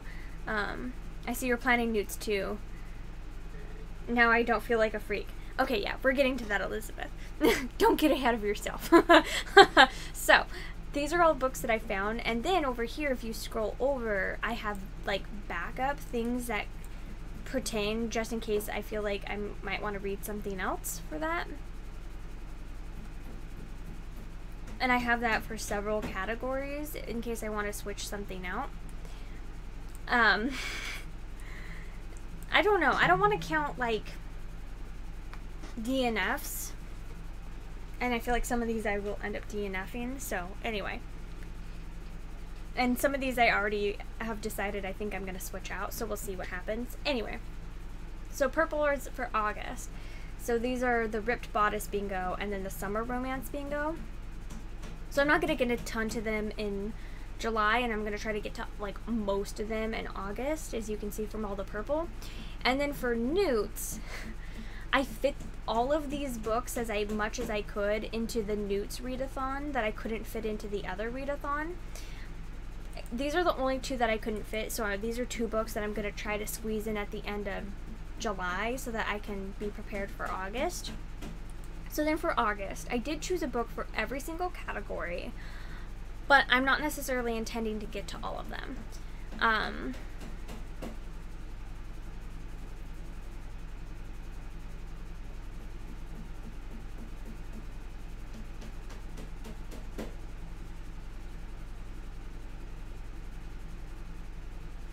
I'm gonna try to get to all of my owls. I did put stars next to the ones that I for sure want to finish those categories for the newts. So East is already one that I for sure want to get to. Wives and Daughters is one that I'm for sure going to do. European Travel, a fantasy book. So the only ones are Alchemy and Maggie Swan and 11 Scandals to start are the only ones that I like really have to get to from the other ones. Because then what I'm planning on doing for newts is I would like to get my acceptable in every category, and then I would like to get my outstanding in 1, 2, 3, 4, 5, 6 categories. I think that's doable. And so it's all of these books. It would be 3, 4, 5, 6, 7, 8, 9, 10, 11, 12, 13, 14, 15, 16, 17, 18, 19, which is totally doable in a month for me, so that will be fine. I'm not stressed about it at all. So how I determined that is that the purple books are ones that are part of either of my romance bingos that I want to get to by the end of August. And so since The Bride is only book 1 in this, and I want to get my acceptable in that one, then I don't have to read every book in this. But then for Arithmancy, all 3 of these books are part of that, so I for sure want to get through all of these. And then for Charms, book 3 is this one, so I'm going to do all of those. And then Defense Against the Dark Arts 1 and 3, so I'm going to try to get to all of those. Same thing for History Magic, is just the last one. And then Potions and Transfiguration. So those are why I'm trying to get my O's in all of those. I think I will anyway, just because of doing that. But then I have a lot of like backups as well, which is a thing, because a lot of these are new releases. So basically how I chose what to put on here, everything that wasn't from my other 2 lists, I pretty much just chose off of my like new releases table, or my like section, or my immediate TBR, or my like what books I own on Audible.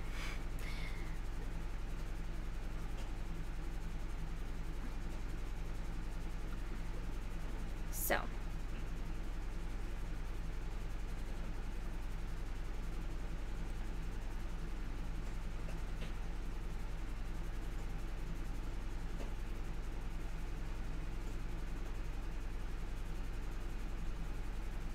you're going to be doing Thriller-a-thon as well.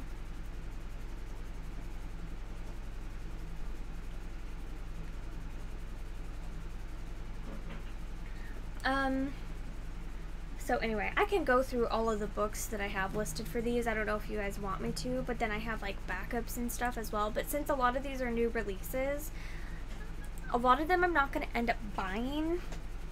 So like, I would love to get to Spinning Silver by Naomi Novik, but if my library doesn't buy it, I'm not going to until they buy it. I'm not going to read it. And so I have a backup of like Red Herring Without Mustard as something with a color in the title. Or same thing with, what's another new release? Like Born to Be Wild, something by one of your favorite authors. So I could easily substitute in Slightly Dangerous. And then these red right here mean that read a book published at least 5 years ago and read a book by one of your favorite authors are 2 really easy challenges to fulfill. So I could easily swap almost any other book out for those that are on my immediate TBR. A Kiss of the Spindle, I don't know if any of my libraries are going to get that, so I could read Cinder instead, or The Sevenfold Spell. Like, there's other books I can substitute, and that's how it is with a lot of these. Green on the Cover I did buy, and so it's just like, a lot of it is very switchable, which is nice. You're trying to fit a new nonfiction on yours. You could do one of the Rainbow Fairy books for the color one. Oh, that is true, Elizabeth. I've read a few of those. If anyone doesn't know what she's talking about, it's there's like 6 different series of them.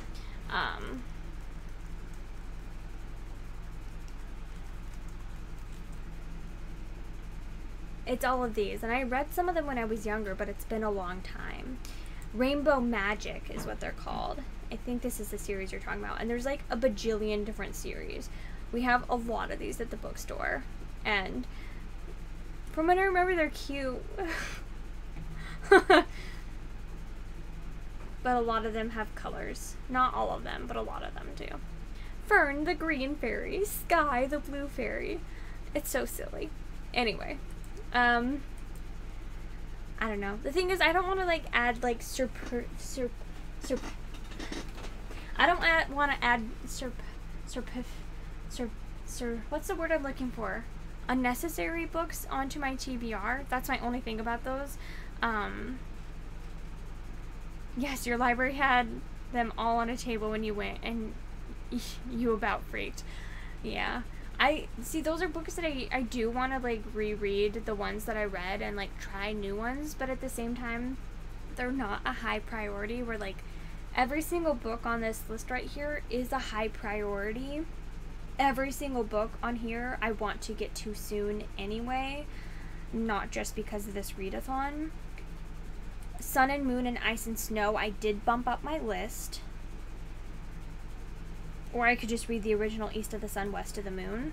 I did bump that up my list, but I still do want to get to it soon. And the only other book that wasn't on my immediate TBR was Hattie Big Sky.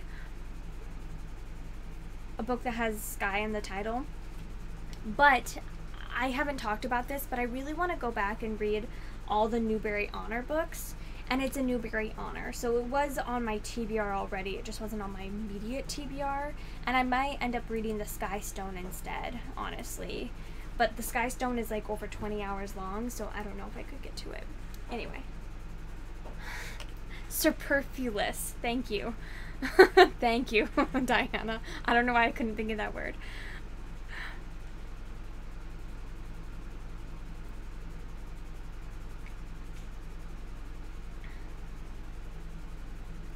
She really likes them, yeah.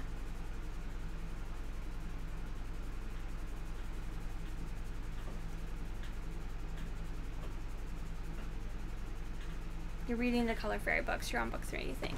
Are they good? Are they good, Elizabeth? Elizabeth's Spooky House of Books, not Elizabeth Green. There's just, like, other books that are more priority with the color and the title. Like Spinning Silver, I really want to get to by Naomi Novik. And then also Red Herring Without Mustard, which is book 3 in the Flavia de Luce series.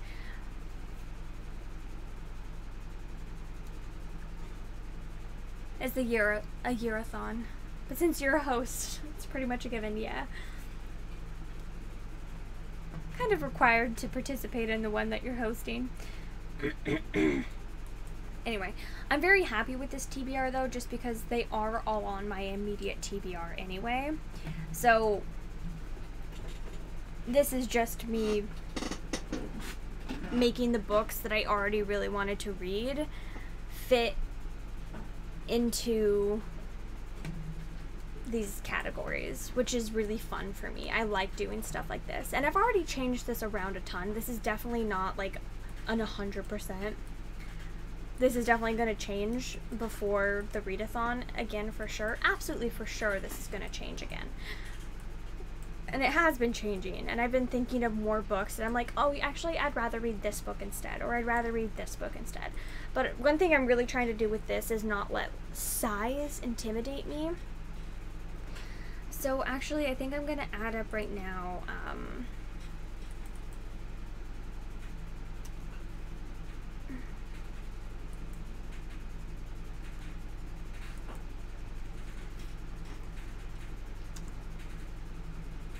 oh, why is it not letting me to do it now? Oh, before I was using...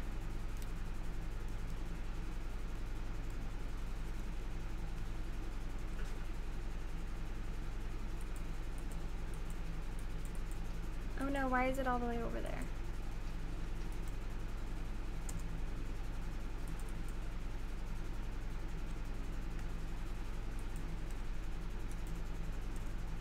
No. How do I make this work the way I want it to?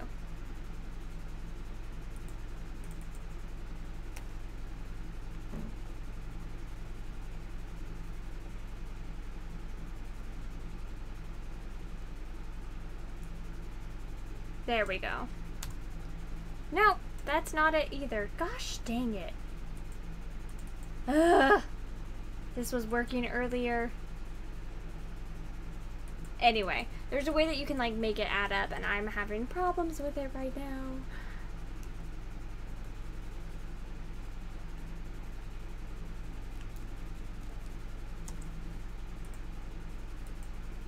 Anyway, if I can figure it out, it will make it add it up. And I'm trying to not stray away from big books just because I'm doing a month-long readathon. And I'm happy with myself about that. Anyway.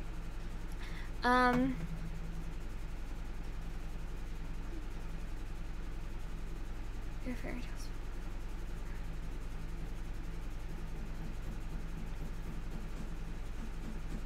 You seriously admire my organizing and planning skills.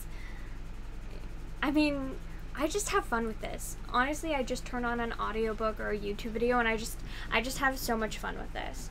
And a lot of it is probably gonna fall through, but thank you.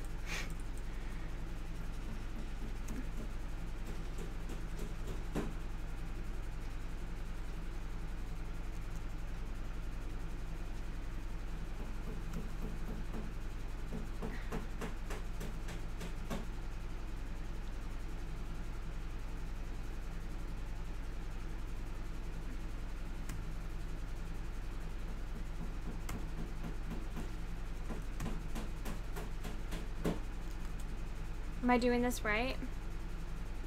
But what do I stick in why?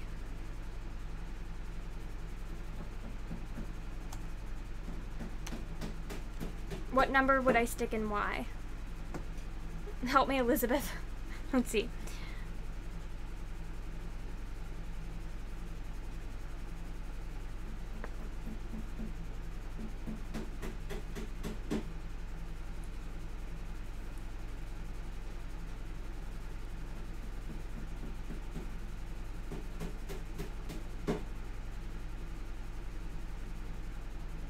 For a book that you think will leave a mark, I ended up doing Landline by Rainbow Rowell just because I've already read it and I gave it 5 stars. So I'm hoping that it will be another 5-star book for me.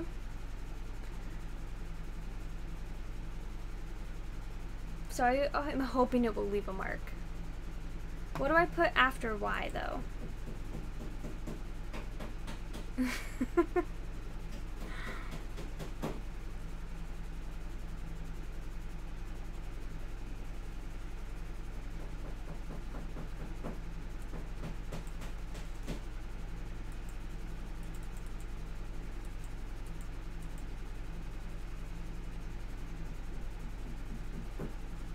Like, I'll make Chris help figure it out if you can't answer.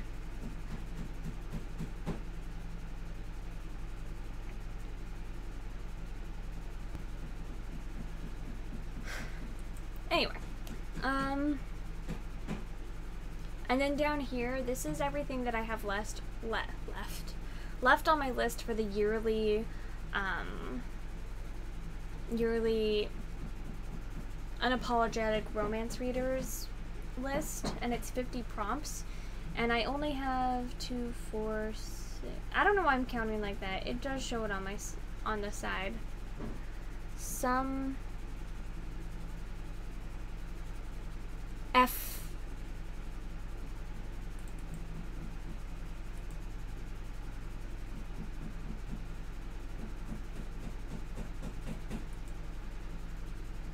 So would it be like that?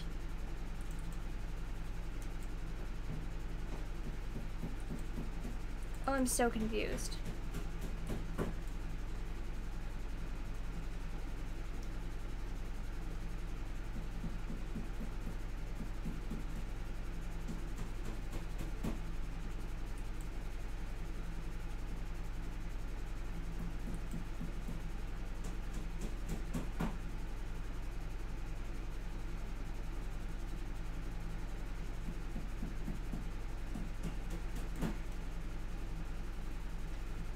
Would I stick it as 201 then? Is that what I would do? I'm so confused.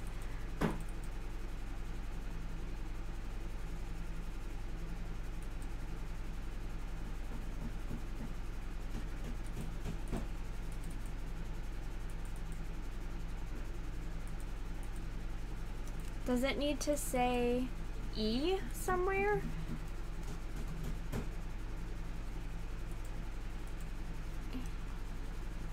Just like that? I did it! Thank you. Thank you for helping me, you guys. I'm so dumb. Okay. I think I figured. I think I understand how it works now.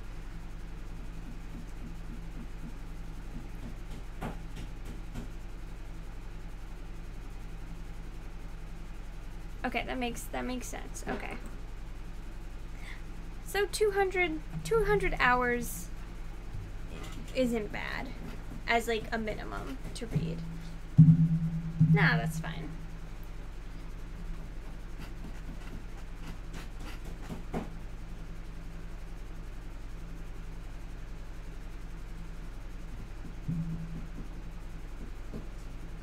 I can do that.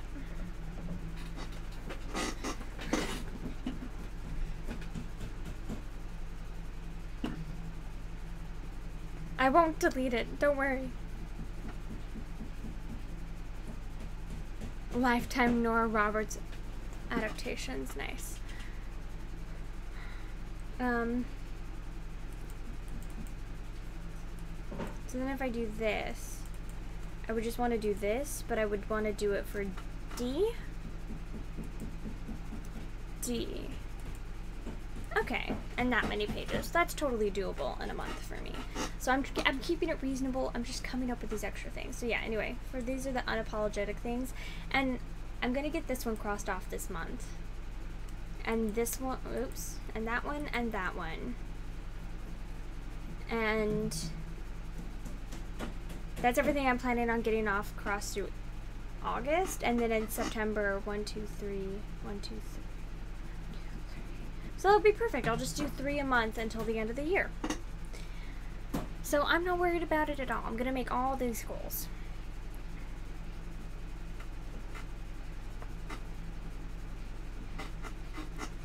Okay. Okay. And then for my anticipated releases, A Lady's Guide to Etiquette and Murder, The Fragile Ordinary, that's by Samantha Young. Kiss of the Spindle is a steampunk Sleeping Beauty retelling. Realms of Mist and Magic is book 2 in the Realms of Ghost and... No, sorry. Realms of Mist and Ash is book 2 in the Realms of Ghost and Magic. And I really liked the character in that, so I'm super excited to read that one. Scandal Above Stairs is the second book in the... What's her name? Cat Holloway series by Jennifer Ashley. Box of Frogs is by Helen Harper. Beast, it's obviously a Beauty and the Beast retelling. European Travel for the Monstrous Gentlewoman by Theodora Goss is a book 2 in the Adventures of the Athena Club. Spinning Silver by Naomi Novik is a Rumpelstiltskin retelling. Kill the Farm Boy looks absolutely hilarious. It's like supposed to be like inspired, not inspired by, but like in the same vein of The Princess Bride or Terry Pratchett, so I'm super excited for it. It looks hilarious. A Duke by Default is by Alyssa Cole, and it's book 2 in her, I don't know, her new series that she's coming out with. I didn't really care for book 1 very much, but I'm hoping book 2 will be better. Sea Witch is, I think, Little Mermaid retelling, but it's like a mermaid book. Born to be Wild is book 2 in the Wild series. What Ails the Earl is, oh sorry, that's by Eloisa James. What Ails the Earl is by Sally Mackenzie. It's book 1 in her Brews of Love or something, what it's called. And then What Happens at Con is book 4 in that nerdy romance series that I've been telling you guys about. So I have a really good selection of things that are coming out, and I wish I could get to them all immediately. Anyway, so I think that's where I'll leave it tonight. Let me see if I can, here.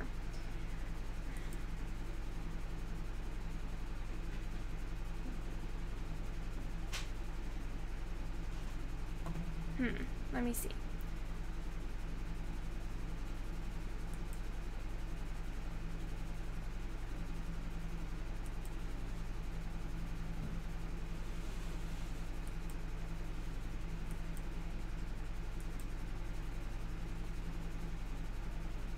Okay, so here's a viewable link if any of you want to hunt through my list and look at it and see if, I don't know, I'd be up for buddy reads if any of you want, but just see what I'm looking at and what I'm working on and stuff. If you want to see, there it is, but if not, that's fine. I just think it's interesting to go through people's lists, and I had a lot of fun figuring out how to organize this. I redid it like 4 times, but it was very enjoyable, so I didn't mind.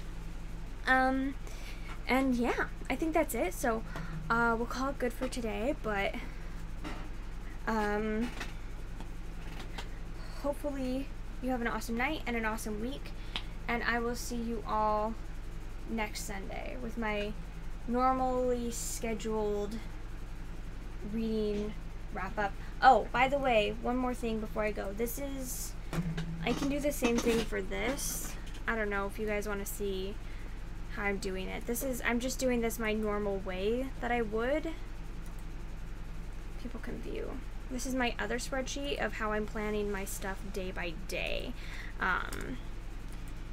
So basically this gray line here means that this is 10 for a day, and that's like my biggest goal for like weekends and stuff. Friday, Saturday, Sunday I try to read 10, and then other days I try to read 5, which hasn't been happening. Like yesterday I didn't even have time to read it. I read 2 hours, and today I've only gotten to 1 so far, so this is totally not happening. That's all gonna get pushed over. It's kind of a mess right now, but if you want to see what I'm thinking of and how my brain is working, that's how it's working. And this will change as I go through, and I'll just keep pushing books down, and hopefully I can get caught up on some books. The thing is, I've just been very reluctant to read Caliban's War because it's gonna scare the crap out of me. Anyway, I've never watched a Lifetime movie ever. Alright, and that's...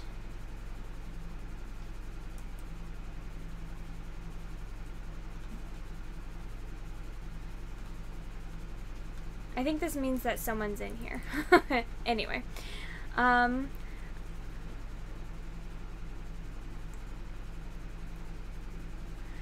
good night, Lizzie. Good night, everyone. Thank you for being here. I appreciate it. I hope you had a great time. I certainly did. And we'll be back soon. Bye, everyone.